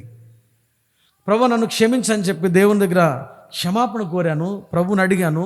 నా కాలు చూడండి దాంట్లో ఎలా ఉందో చూడండి. ఆ కాళ్ళను చూసి ఏడవని రోజు అంటూ ఉండేది కాదు. చూడండి, అది చూసి బాధపడి ఏడుస్తూ ఉండేవాడిని, చాలా కన్నీళ్ళు పెట్టేవాడిని. అప్పుడు ప్రభు ఈ మాట మాట్లాడుతున్నప్పుడు నేను దేవుని దగ్గర క్షమాపణ కోరి దేవుడిని అన్నాను, ప్రభా నన్ను క్షమించు, నేను తప్పు చేశాను, నేను వెళ్ళిపోతాను ప్రభా నున్నకి. అయితే నువ్వు నా కాలు స్వస్థపరిస్తే, నాకు ఇల్లు దొరికినా దొరకపోయినా, నాకు పెళ్ళైనా కాకపోయినా, ఏ శ్మశానం దగ్గర నేను పరిచయం ప్రారంభించాను ఆ శ్మశానం దగ్గరికి వెళ్ళైనా నేను ఉంటాను, నా కాలు స్వస్థపరచు ప్రభా అని చెప్పి రాత్రి ప్రార్థన చేసుకొని పొద్దున ఆయింట్మెంట్ రాస్తున్నప్పుడు ఎంత ఆశ్చర్యం అంటే, రాత్రి ప్రార్థించి తీర్మానం చేసుకున్న కాలు పొద్దున లేచేసరికి చూడండి ఎట్లా అయిపోయిందో. తీర్మానించుకున్న తర్వాత కాలు అలా అయిపోయింది ఉదయానికి. ఇక నేను ఆయింట్మెంట్ రాస్తుంటే ఆ పైన చర్మం అంతా ఊడిపోయింది, మాడిపోయి.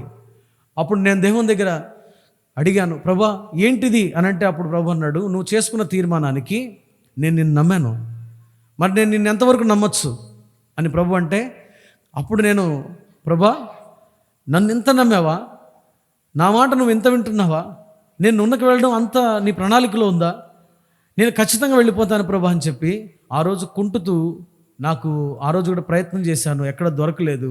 కుంటుకుంటూ ఒక జత బట్టలతోటి శ్మశానం దగ్గరికి వచ్చాను. ఆ శ్మశానం దగ్గర అక్కడనే ఉండడం మొదలుపెట్టాను. ఇదే ఇంచుమించు అక్టోబర్ నవంబర్ ఆ కాలంలో నేను ఆగస్టు ఆ ప్రాంతాల్లో నేను అక్కడ ఉన్నాను. ఉన్నట్టయినా నాకు చలి పడదు, ఆ చెట్టు కింద నేను ఉండకూడదు. అలాంటి పరిస్థితుల్లో అక్కడ సేవ చేస్తున్నప్పుడు నా దగ్గర ఏమీ ఉండేవి కాదు. బస్టాండ్కి వెళ్ళి స్నానం చేసేవాడిని, న్యూస్ పేపర్లు కొనుక్కొని ఒళ్ళు తుడుచుకునేవాడిని. ఒక్కటే వాటర్ బాటిల్ ఉండేది, మంచినీళ్ళు తాగాలన్నదే, కాలకృత్యాలు తీర్చుకోవాలన్నదే. అలా నేను అక్కడ సేవ చేస్తూ ఉన్నప్పుడు ఒకరోజు రాత్రి ఆ పక్కన ఆమె వచ్చి, అయ్యగారు మా అబ్బాయి తాగి ఉన్నాడు, వాడు ఇప్పుడు వస్తే మిమ్మల్ని ఏమనంటే పట్టించుకోమాకండి అన్నారు. నేనేమంటానమ్మా, నేనేం పట్టించుకున్నాను. అయితే రాత్రి ఒక యవనస్తుడు వచ్చి, నువ్వు ఎందుకు ఇక్కడ ఉన్నావు అని చెప్పి నన్ను అడిగితే, అప్పుడు వాళ్ళమ్మ చెప్పింది, అరే అయ్యగారురా, మన తమ్ముడు జైల్లో ఉంటే కూడా వచ్చి ప్రార్థన చేశారు అని చెప్తే, నువ్వు ఎవరైనా కానీ ఇక్కడ ఉండడానికి వీళ్ళది, వెళ్ళిపో అని అన్నాడు. సరే అని చెప్పి నేను వెళ్ళిపోదాం అనుకుంటే వాళ్ళమ్మ నింది, వాడు అలాగే అంటాడు, మీరు ఇక్కడ ఉండి అయ్యగారు అని చెప్పి అతను పక్క వెళ్ళినప్పుడు అనింది, వాడు ఇంకా రాడు, ఇక్కడ ఉండండి అన్నారు.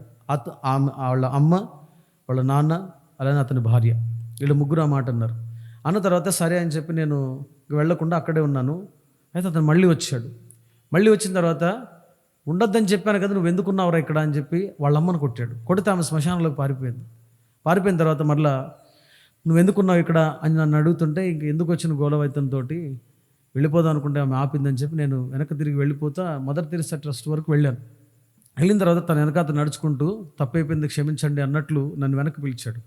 పిలిచిన తర్వాత శ్మశానం దగ్గరికి వచ్చినాక, నేను ఎవడు రమ్మన్నాడు రా ఇక్కడికి, నువ్వు ఎందుకు వచ్చావు, దొంగ పాస్టర్ అంట కదా అని చెప్పి అతను మాట మార్చి తన పక్కనున్న తన భార్యని కర్రా దుప్పటి తీసుకురావే అని చెప్పి పిలిపించి కర్రా దుప్పటి తీసుకొని 6 అడుగుల పెద్ద కర్రతోటి నా మోకాల మీద, ఏ మోకాలైతే ప్రాబ్లంతో ఉన్నానో ఆ మోకాల మీద కొట్టాడు. మొదటి దెబ్బ దాని మీద పడితే కుంటాను. అమ్మాని గట్టిగా అరిస్తే పక్కన ఒక ముస్లిం కుటుంబం ఉంది, వాళ్ళు నన్ను చూశారంట. తర్వాత చెప్పారు.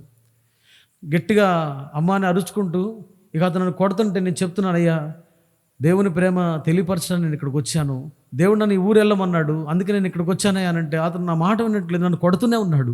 అట్లా కొడుతున్నాడు. నేను ఇంకా నాకు ఇక్కడ ఎవరు లేరు కాబట్టి నేను ఇంక ఊరి నుంచి పారిపోవడం మొదలుపెట్టాను. అట్లా ఒక పక్కన కుంటలేను, ఇంకో పక్కన వెహికల్స్ ఏం దొరకట్లేదు, ఇటు విజయవాడ వెళ్ళడానికన్నా ఇటు ఆగ్రిపల్లి వెళ్ళడానికన్నా ఏం దొరకట్లేదు. అలా నేను నడవలేక కుంటలేక కుంటుతూ పరిగెడుతుంటే అతని వెనకాతలు వచ్చి మరలా కొట్టడం మొదలుపెట్టాడు. కొడుతున్నాడు. పరిగెట్టలేకపోతుంటే దేవుని దగ్గర అరుచుకుంటూ ప్రార్థన చేశాం. ప్రభువా, సృష్టికర్తమైన తండ్రి, నున్నకు వెళ్ళమని నువ్వే కదా చెప్పావు, నాకెవరు తెలియని ఊరికి నువ్వు పంపితేనే వచ్చాను ప్రభా. శత్రువు నన్ను తరుముతున్నాడు, నన్ను జ్ఞాపకం చేసుకుని నాకెవరు తెలియదు ప్రభా ఈ ఊర్లో అని ఆ రోజు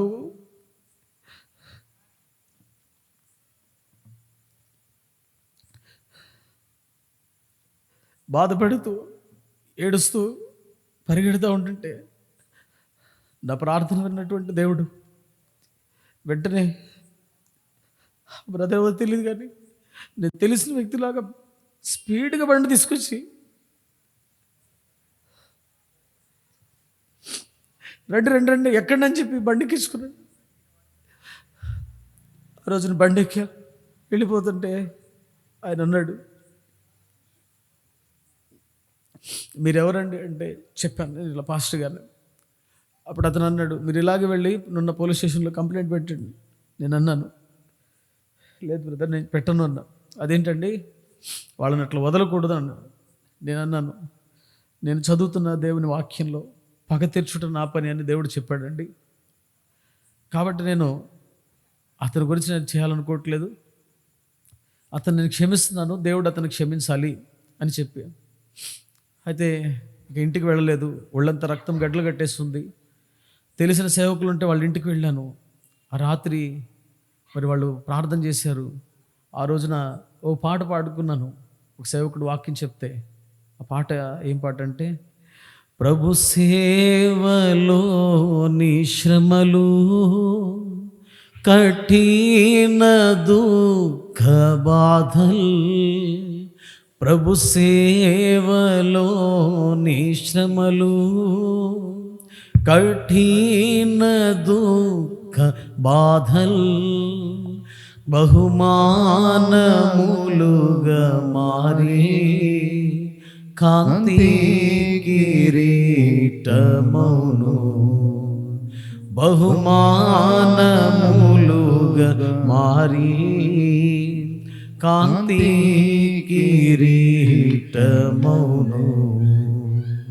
క్రీస్తే సర్వాధికారి, క్రీస్తే అల్ఫా ఓమెగా, ఆది అంతము క్రీస్తే, యుగములు క్రీస్తే, క్రీస్తే సర్వాధికారి. ఆ రోజున ఈ పాట కన్నీళ్లతో ఏడుస్తూ పాడుకున్నాను. ఆ రోజు నేను చేసిన ప్రార్థన కూడా నాకు గుర్తే. తీవ్రమైన ఒంటరితనంతో నేను ఉన్నప్పుడు ప్రార్థన చేసుకుందాం అని 2 సహోదరులు అడిగితే నున్నకు రమ్మంటే రాలే. ఆ రోజు రాత్రి నాకు ఆ పరిస్థితి రావడం వలన 8 మంది వచ్చారు రాత్రి. ఆ రోజున జేమ్స్ అన్నాని, గాయస్ అన్నాని 2 వాళ్ళు వచ్చి నా పరిస్థితి చూసి నాకు ఒళ్ళు పట్టి నాకు పరిచయం చేశారు. అప్పుడు ఆ సమయంలో దేవుడు నాతో కొన్ని విషయాలు మాట్లాడుతూ వచ్చాడు. ఎందుకంటే నా మైండ్ అప్పటికి ఏ రోజైతే కొట్టడం జరిగిందో అప్పటి నుంచి 60 దినాలు నా మైండ్ పనిచేయడం మానేసింది. 60 రోజులు నా మైండ్ సెట్ పనిచేయడం మానేసింది. మీటింగ్స్కి అప్పటికి డేట్లు ఇచ్చాను, కానీ వెళ్ళి ఏం వాక్యం చెప్పాలో కూడా తెలిసేది కాదు. అలాంటి పరిస్థితుల్లో నేను వెళుతున్నప్పుడు నా బాధ చూడలేక సేవకులు కొంతమంది ఏం చేశారంటే, పాస్టర్ గారిని కొడతాడా మీ అబ్బాయి అని చెప్పి వచ్చి అక్కడ వాళ్ళని అడిగారు.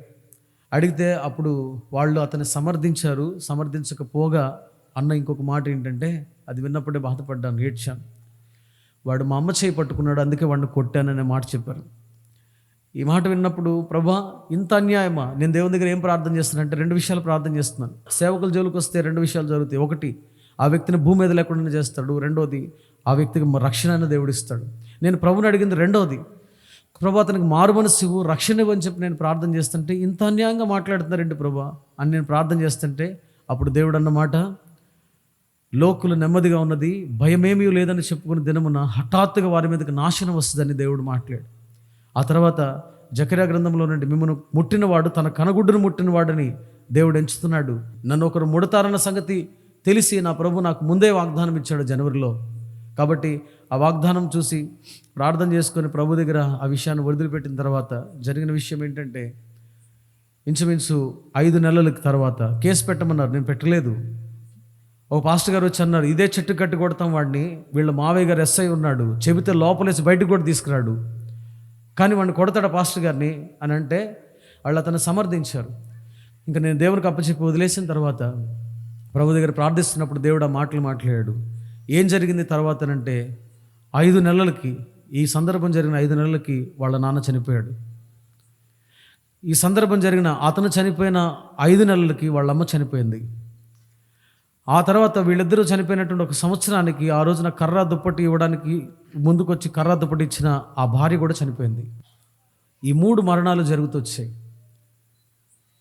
ఆ తర్వాత నేను బాధపడ్డాను, ఏడ్చాను, ప్రభా ఎందుకు ఇట్లా అనంటే, నీకు ఆ రోజు నేను చెప్పాను నాశనం వస్తుంది వాళ్ళ మీదకి అని.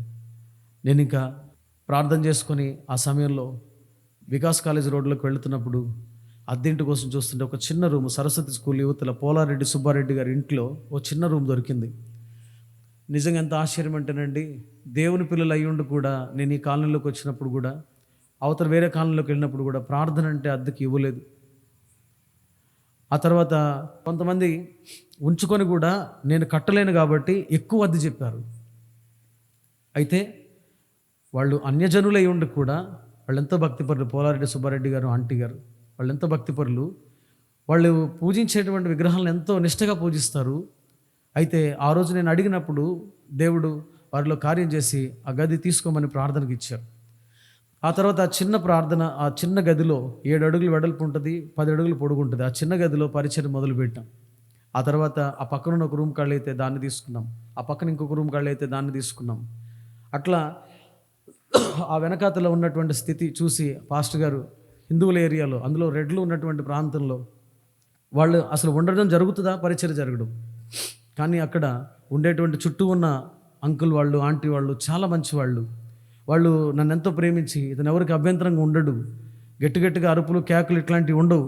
కాబట్టి ఒక్కోసారి పాటలు పాడుతుంటే కూడా వాళ్ళు పక్క నుండి వింటుంటారు, ఎప్పుడైనా వచ్చి కూర్చుంటారు సందర్భం చెప్పినప్పుడు. కాబట్టి ఒక ఫంక్షన్ చెప్పినప్పుడు వస్తారు.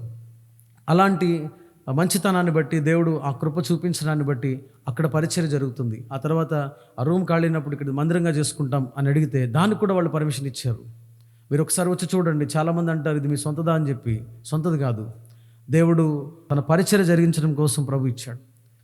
అట్లా మేము అక్కడ సేవ చేస్తున్నాం. దేవుడు చెప్పినటువంటి మాట ఈ ఊరికి పంపించేటప్పుడు, ఈ ఊరికి వాగ్దానం ఇవ్వమని దేవుడిని అడిగితే, మీకా సువార్త, మీకా గ్రంథం 2వ అధ్యాయంలో దేవుడు మాట్లాడి, ఇశ్రాయేలులో శేషించిన వారిని తప్పక సమకూర్చుదును, గొప్ప ధ్వని పుట్టినట్లుగా మనుషులు విస్తారముగా కూడుదురు అని ప్రభు నాకు వాగ్దానం ఇచ్చాడు. ఆ వాగ్దానాలు 7 ఏళ్ల క్రితం చేత పట్టుకొని వచ్చాను. డబ్బు పట్టుకొని రాలేదు, ప్రభు ఇచ్చిన వాగ్దానాలు చేత పట్టుకొని వచ్చాను.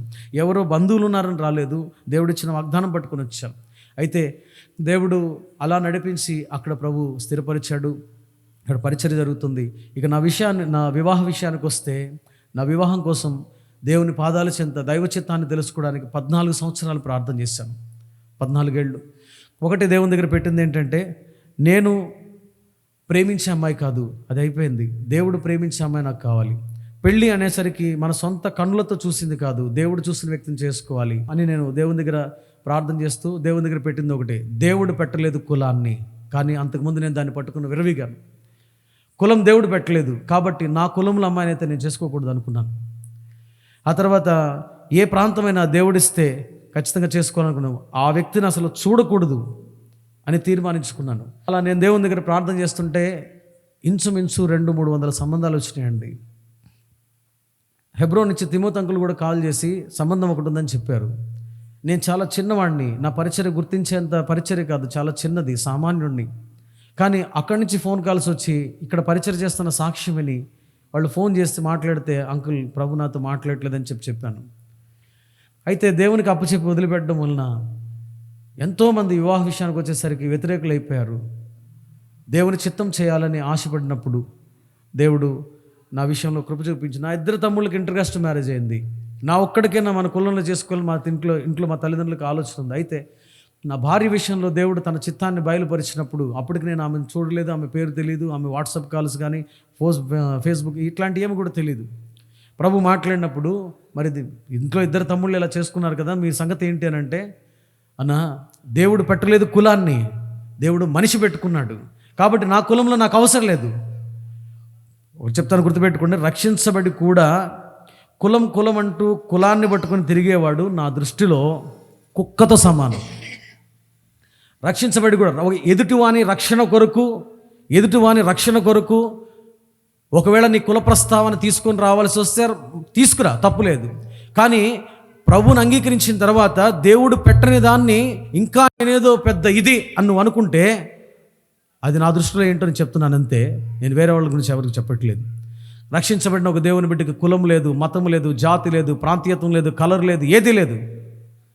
కాబట్టి నేను ప్రభు దగ్గర ప్రార్థన చేశాను. దేవుడు నాకంటే శ్రేష్టమైన గుణాలు కలిగినటువంటి వ్యక్తిని దేవుడు నేను అడిగాను, ప్రభా ఈ ఊరికి నన్ను పంపించావు కదా, మరి ఈ ఊళ్ళో సేవ చేయడానికి నాతో పాటు నువ్వు ఎవరిని పంపిస్తావు అని ప్రార్థన చేశాను. దేవుడు నా ప్రార్థన విన్నాడు. నేను నా భార్య కోసం 14 సంవత్సరాలు ప్రార్థన చేశానండి. 14 ఏళ్ళు దైవ చిత్తం, ఈ సంబంధం ఆ సంబంధం పిచ్చెక్కిపోయేది సంబంధాలకి. నేను చూడకూడదని తీర్మానం చేసుకుంటే కొంతమంది సేవకులు ఇలాగే ఉంటే పెళ్లి కాకుండా ఏమైపోతాడు అని చెప్పి సంబంధాలకు తీసుకుని వెళితే అక్కడికి వెళ్ళి అమ్మాయిని చూడకుండా తలదించుకొని నేను పెళ్లి కూతురులాగా చాలాసార్లు వచ్చేసాను. అయితే దైవ చిత్తం తెలుసుకున్న రోజున దేవుడు నాకు నా ప్రార్థనకు సమాధానం ఇచ్చాడు. నా భార్యను నేను తెలుసుకున్నాను. దేవుడు నాకు కృపనిచ్చిన తర్వాత పెళ్లి రోజున ఇక్కడ స్వప్న ఫంక్షన్ హాల్లోనే నా పెళ్లి జరిగింది. లతకు వాళ్ళు, వజ్రమంటి వాళ్ళు, వాళ్ళందరికీ చెప్పాను, కార్డులు కూడా ఇచ్చాను. లతకు వాళ్ళు వచ్చారు కూడా. రాజేష్ అన్న అక్కడ అడ్వాన్స్ ఇవ్వడానికి వెళ్ళినప్పుడు అన్న నేను ఇద్దరం కలిసి వెళ్ళి అడ్వాన్స్ ఇచ్చాం. వచ్చారు. దేవుని కృప వలన నా వివాహం దేవుడు ₹1 కట్నం తీసుకుని చెప్పాను. విశ్వాస 4 సందర్భాల్లో తెలిసిపోతాడండి. వాడు ఎంతున్నాడు, వాడి విశ్వాసం ఏంటనేది 4 సందర్భాల్లో తెలిసిపోతుంది. 1 పెళ్లి దగ్గర, 2 చావు దగ్గర, 3 మెచ్యూరి ఫంక్షన్ దగ్గర, 4 పురుడు దగ్గర. కాబట్టి పెళ్లి దగ్గరికి వచ్చేసరికి కుక్క బుద్ధి అంట ఎక్కడ తెలుస్తుందండి? ముక్క దగ్గర బయటపడుతుందంట. అట్లా నాకు ఏ కులం లేదని అంటూనే పెళ్లి సందర్భం వచ్చేసరికి బయటపడుతుంది మొత్తం రంగంతా. ఇంకా ఎంత తోమిందో లోపల నీసు కంపు ఇంకెంత ఉందో అప్పుడు తెలుస్తుంది బయట. కాబట్టి దేవుని దగ్గర ప్రార్థన చేశాను. ప్రభువు కృప చూపించాడు. నాకు దేవుడు వారినిచ్చాడు. వివాహం రోజున చెప్పాను, ₹1 కట్నం తీసుకుని చెప్పాను, పెళ్లి ఖర్చులు తీసుకుని చెప్పాను, పెళ్లి రోజున కానుకలు కూడా రాయనని చెప్పాను. ఏంది ఇదంతా, ఎక్కడైనా తీసుకొచ్చి చేద్దామని అనుకుంటే మన సంఘం ఎంత 10 మంది కూడా లేరు. అన్న ఏంటి ఇంత పెద్ద టార్గెట్? మా వాళ్ళు ఏమంటారు తెలుసా, అన్న చేసే కొన్ని శంకర్ బడ్జెట్ సినిమాల్లాగా ఉంటాయని. కాదు, దేవుడు ఆయన చిత్తం బయలుపరిచాడు. ఆయన చిత్తం బయలుపరిచినప్పుడు దాన్ని ఎలా చేయాలా, ఆయన చిత్తం బయలుపరిచాడు, ఆయన చిత్త ప్రకారం జరుగుతుంది. నేనేమి గద్దగా చేసుకోవాలని నేను అనుకోవట్లేదు. 10 మంది ఉన్నా చాలు, 10,000 ఉంటే చాలు అని అనుకున్నాను. కానీ ప్రార్థన చేస్తే నేను అనుకున్నానండి, ప్రార్థన చేస్తున్న అందరికీ చెప్పొద్దు, కానీ నా కోసం ప్రార్థన చేసిన వాళ్ళకన్నా కనీసం చెప్పాలిగా. అది నేను నా కోసం ప్రార్థన చేస్తున్న వాళ్ళు గుర్తుపెట్టుకుని వాళ్ళు చెప్తే వాళ్ళే ఇంచుమించు 2,000 మంది అయ్యారు. ఇంచుమించు అంతమంది అయితే 2,000 మందికి భోజనం తయారు చేస్తాము. నేను అనుకున్నాను, టీ కానీ సమోసా కానీ ఇచ్చి పెళ్లి చేసుకుందాం, చరిత్రలో నాదొక్కడదే గుర్తుండిపోయే పెళ్ళి అవుతుంది అనుకున్నా. కానీ ప్రభు ఆ రోజున ఎంతో అద్భుతంగా పెళ్ళి జరిగించాడు. అవన్నీ మీరు యూట్యూబ్లో చాలా క్లియర్గా మీరు వినొచ్చు మొత్తం అన్ని. దేవుడు ఎంతో అద్భుతంగా నా వివాహం దేవుడు చేస్తూ వచ్చాడు. ₹1 కట్నం తీసుకోలేదు, కానీ నా పెళ్ళికి ఖర్చు 7 లక్షల రూపాయలు. నేను సూటు కూడా కొనుక్కోలేదండి, కారు కూడా పెట్టుకోలేదు. కానీ దేవుడు నాకు సూట్ ఇచ్చాడు, కారు ఇచ్చాడు. ఎవరి దగ్గర భిక్షాటం చేయలేదు. దేవుని పేరు చెప్పి భిక్షాటం చేసేటువంటి భిక్షగాళ్ళు బతుకుతున్నారు. నా దేవుడు 7 లక్షల రూపాయలతో నా వివాహం చేశాడు. దేవుడు ఎంతో అద్భుతంగా నా వివాహం చేసినప్పుడు పెళ్ళికి పిలవని వాళ్ళు కూడా వచ్చారు. వాళ్ళందరూ వచ్చి దేవుని కృప వలన వివాహం ఎంతో అద్భుతంగా జరిగింది. పెళ్ళి అయిపోయిన తర్వాత మేమిద్దరం గదిలోకి వెళ్ళినాక నా భార్యని అడిగాను, నీ పేరేంటి అని. పేరు తెలుసు, కానీ నేను ముస్లిం ఏమో అనుకున్నాను. పేరు చెప్పినప్పుడు అది కూడా పెళ్లి కార్డులు వేసేటప్పుడు, సేవకులు బుక్ అయిపోయారు, అందరూ అయిపోయింది. పెళ్లి కార్డులు వేసేటప్పుడు అడిగాను, రీనా అని చెప్పారు. నేను లోపలికి వచ్చినాక అడిగాను, నీ పేరు ఏంటనంటే నా పేరు రీనా అని అంది. మీరు ముస్లిమ్సా అన్నాను. కాదంది. సరే నువ్వేం చదువుకున్నావు? నేను పీజీ చేశానంది. సరే తర్వాత నేను ఆమెను మీరు ఎంతమంది అన్నదమ్ములు అని అడిగాను. చెప్పింది. నీ భాష ఏంటి కొంచెం తేడాగా ఉంది అని అన్నాను. మాది కర్ణాటక అండి, మేము కన్నడ వాళ్ళము, తెలుగు రాదు నాకు, దేవుడు నేర్పించాడు, తెలుగు నేర్చుకున్నాను అని చెప్పింది. దేవుడు మాట్లాడాడు, ఈ ఊరికి సేవ చేయడానికి రమ్మని చెప్పి. అలా ప్రభు యొక్క చిత్తాన్ని నా భార్య నాకంటే ఎక్కువ విధేయత చూపించి, ఆమె నేను చూడను అని ఆమెతో చెప్పినప్పుడు మధ్యలో సేవకుల ద్వారా ఆమె కూడా నన్ను చూడను అని తీర్మానించుకొని వెయిల్ తీసి చూడడమే. మీరు అనుకోవచ్చు, కొంతమంది పిల్లలు అన్నారు ఇక్కడ, నీకంటే ముందు అక్కడ మేమే చూస్తామని చెప్పి. ఎట్లా చూస్తామనంటే కనబడితేనే ఉంటుంది కదా అని చెప్పి. నేను అన్నాను, వెయిల్ అంటే వెయిలే, ముసుగు లేకుండా, ముసుగు లాంటిదొద్దు అని నేనే బీసెంట్ రోడ్లో భామ అనేటువంటి ఒక షాపులో వెళ్ళి 4 పొరలున్న వెయిల్ కొని అది వేసాను. ఆమె గంప కింద కోడి వచ్చినట్టు వచ్చింది పాపం, ఏమి కనబడక. మా పెళ్లి వీడియోలు ఉన్నాయి, కావాలని చూపిస్తాం. వచ్చింది, పక్కన కూర్చుంది.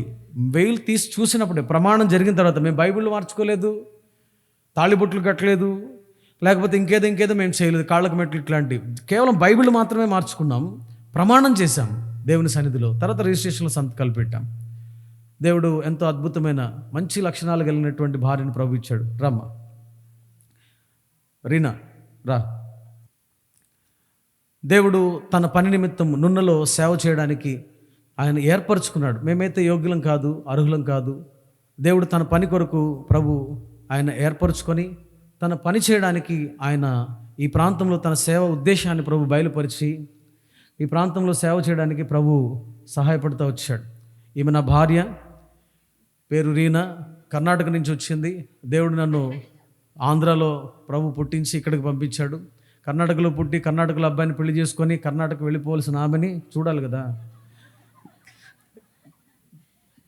పద్దాక మూసేస్తే ఏం తెలుస్తుంది? కాబట్టి ప్రభు అటు ఎక్కడికో వెళ్ళిపోవలసినటువంటి ఆమెని దేవుడు తన చిత్తం కోసం, ఈమె 6 సంవత్సరాలు దేవుని దగ్గర ప్రార్థన చేస్తే, నేను 14 ఏళ్ల నుంచి ప్రార్థన చేస్తే ప్రభు కృప చూపించి మా ఇద్దరిని తన పరిపూర్ణ చిత్తంలో 2022 సంవత్సరం, అప్పుడైనా మన పెళ్ళింది 2022 సంవత్సరంలో మార్చి 18వ తారీఖున దేవుడు మాకు వివాహం చేశాడు. ఈ ప్రాంతంలో సేవ చేయడానికి ఆయన కృపను బట్టి ఇక్కడ వివాహమైంది. దేవుడు మమ్మల్ని దీవించాడు. ఒక బిడ్డని ప్రభు ఇచ్చాడు. తన పేరు గాస్పల్, సువార్త, తన పేరు గాస్పల్ విట్ఫీల్డ్. మా కొరకు, మా పరిచయ కొరకు ప్రార్థన చేయండి. తర్వాత మరొక విషయం ఏంటంటే, దేవుని మందిరం కోసం మేము ప్రార్థన చేస్తున్నాం. మేమున్న ఏరియాలో మందిరం లాగా ఏర్పరచుకున్నప్పుడు పక్కన ఒక ఆటంకం వస్తే ఖాళీ చేపిస్తామనే మాట అంటే దేవుని దగ్గర ప్రార్థన చేశాను. ప్రభా, ఎక్కడ మీరు ఎక్కడ సేవ చేస్తున్నావు అని చెప్పి నన్ను అడిగినప్పుడు చాలామంది, సార్ దేవుడు నన్ను ఇక్కడ పంపించాడని ఇక్కడికి వచ్చాను, సేవ చేస్తున్నానని చెప్పి కొన్నిసార్లు రాత్రిపూట బీట్ కానిస్టేబుల్ వచ్చి లేపితే వాళ్ళు నాకు చెప్పిన మాటకి, అంటే నేను వాళ్ళకి చెప్పిన మాటకి వాళ్ళు నన్ను చూపు నాకు ఇంకా గుర్తుంది, కానిస్టేబుల్ ఎలా చూశాడో. మరి ఇప్పుడు ఇక్కడ ఖాళీ చేయాలంటే ఎక్కడికి వెళ్ళాలి ప్రభా అని ప్రార్థన చేస్తూ ఏడుస్తూ కన్నీళ్లతో ప్రభు దగ్గర మూలుగుతుంటే ఒక రోజున ఇక్కడ ఉన్నాడు జాన్ అని ఒక తమ్ముడు. అన్న ఇట్లా ఏడవద్దన్న, ఇక్కడ వెళ్ళి మీరు కొండల మీద ప్రార్థన చేసుకుంటారు కదా, అక్కడికి వెళ్ళి ప్రార్థన చేసుకోండి, ఇలా ఏడిస్తే చుట్టుపక్కల ఉన్న వాళ్ళు అభ్యంతర పడతారన్న అని చెప్పి అన్నాడు. దేవుడు కనికరించి ఆ రోజున ఆ మూలుగును చూసి ఆ దినాల్లో ఏడుస్తున్నప్పుడు ప్రభు ఏం చేశాడంటే, ఒక రోజున ఫోన్ కాల్ వచ్చింది. వాళ్ళు ఏమన్నారంటే, మాకు జగనన్న కాలనీలో స్థలం వచ్చింది, పేర్లు చెప్పడానికి వాళ్ళు ఇష్టపడట్లేదు కాబట్టి నేను చెప్పను కూడా. అయితే వాళ్ళు చెప్పిన మాట ఏంటంటే, అన్న మాకు స్థలం వచ్చింది, మేము ఇల్లు కట్టుకుంటున్నాము. అయితే అక్కడ కట్టుకుంటున్నప్పుడు మేము ఎవరికైతే కాంట్రాక్టర్కి ఇచ్చామో అతను ఏ పని మొదలుపెట్టినా ఆటంకం వస్తుందంట, ఎందుకు ఇలా జరుగుతుంది అని చెప్పి ప్రశ్నించుకోమని మాకు చెప్పాడు. నేను ప్రార్థన చేస్తే నాకు కూడా భయం పుడుతుంది పని మొదలు పెడదామంటే, అప్పుడు దేవుని దగ్గరికి వెళ్ళి మోకరించి ప్రార్థన చేశాను. ఎందుకు ప్రభు నాకు భయం పుడుతుంది, ఎందుకు ఆయన మాట చెప్పాడనంటే, ప్రభు అన్నాడంట, ఆ స్థలంలో నీ ఇంటి నిర్మాణం ఆపేయి, ఆ స్థలాన్ని జకరియా అన్నకి మందిర స్థలానికి ఇచ్చాను దేవుడు ఆమెతో మాట్లాడంట. ప్రభుకు స్తోత్రం. దేవుడు ఎంతో అద్భుతంగా ఆ రోజున వాళ్ళతో మాట్లాడడం వలన ఆ విషయాన్ని తన భర్తకు చెప్పినప్పుడు నేను కూడా అన్న విషయంలో అనుకున్నాను, నా దగ్గర అది ఆలస్యం అవుతుంది కాబట్టి దేవుడు నీతో తీర్మానం చేయించాడని చెప్పి 1 సెంటు స్థలము దేవుని మందిరం కొరకు ఇచ్చారు. ఆ కన్నిటి ప్రార్థన చూసిన దేవుడు కార్యం చేశాడు.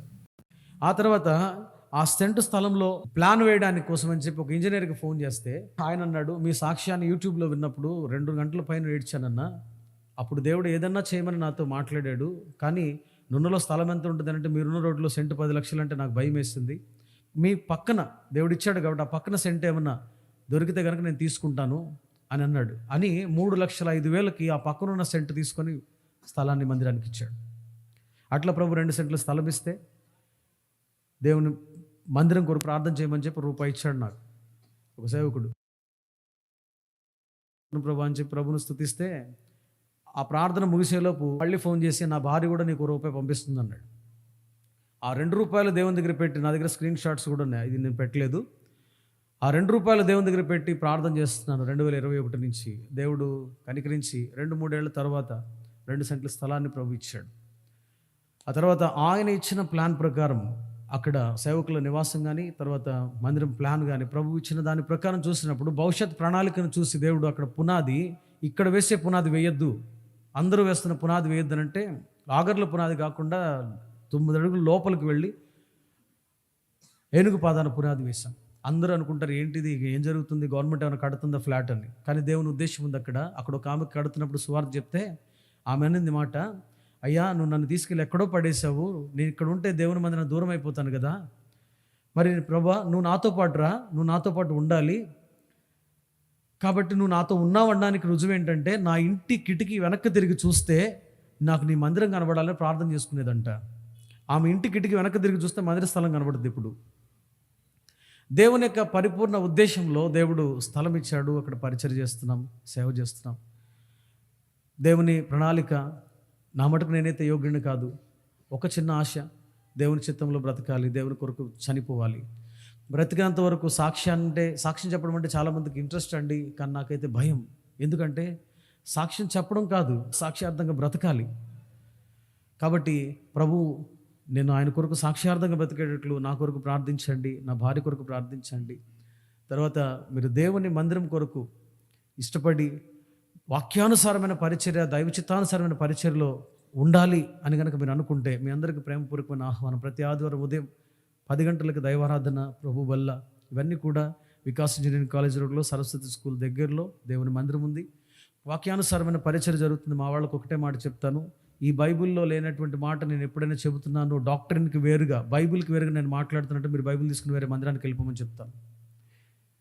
కాబట్టి వాక్యానుసారమైన సహవాసం ఎక్కడుందో చూసుకోవాలి, అక్కడ మాత్రమే మనకి ఆత్మీయ సమృద్ధి దొరుకుతుంది. ఏమంటే పిల్లల్ని లేదు కదా అని చెప్పి ఎలిమెంటరీ స్కూల్కి పంపిస్తున్నామా 5,000 మంది వస్తున్నారని, లేదంటే తక్కువ మందే 300-400 మంది వచ్చిన చైతన్యకి పంపిస్తున్నామా, భవిష్యత్తు బాగుండాలని పంపిస్తున్నాం. మరి నేను చెప్పే విషయం ఏంటంటే మనం నిత్య రాజ్యానికి వెళ్ళడానికి ఇక్కడ పాఠాలు నేర్చుకుంటున్నాం. వాక్యానుసారమైన పరిచర్య అది నాది కాదు, ఎవరిదైనా కానీ నేను కనుక్కుంటాను. ఇక్కడ ఒక సేవకుడు పనిచేయడు, చాలామంది సేవకులు కావాలి ఇక్కడికి. ఎందుకంటే ఇక్కడున్న విగ్రహారాధన, ఇక్కడున్న నామకార్థ క్రైస్తవ్యం, దేవుడు నన్ను పంపిన ఉద్దేశం ఏంటంటే తర్వాత ఆలోచించినప్పుడు నేను దేవుని దగ్గర ప్రార్థన చేస్తాను, ప్రభా నువ్వు రక్షించడం కోసం ఇంకెవరైనా సేవకులు ఉంటే నడిపించు, నాకంటే ఉత్తములు నడిపించు. ఇక్కడ ప్రజలు నామకార్థతలు ఉండకూడదు. ఈ మందిరానికి రాకపోతే వేరే మందిరానికి వెళితే నువ్వు చచ్చిపోతే ఇక్కడే సమాధి చేయాలి, ఇక్కడే దశంభాగం ఇవ్వాలి, ఇక్కడే అన్నీ చేయాలి అనేటువంటి కట్టుబాట్ల మధ్య కట్టేశారు. ఈ ఊరు వచ్చినప్పుడు చూసింది నేను అది. వాక్యానుసారమైన పరిచర్య, దైవ చిత్త ప్రకారమైన పరిచర్య, దేవుని ఉద్దేశంలో ఉన్న పరిచర్య, ఆయన ఇష్టమైన పరిచర్య ఉన్నప్పుడే మనకు దేవుని రాజ్యంలో ఉంటాం. కనుక మీకు ప్రేమపూర్వకమైన ఆహ్వానం తెలియపరుస్తున్నాం. ఆ తర్వాత దైవ సేవకులు దేవుని వాక్యం మీకు అందిస్తారు. దయచేసి మీరు ఆ సందేశాన్ని వినాలని మనవి చేస్తున్నాను.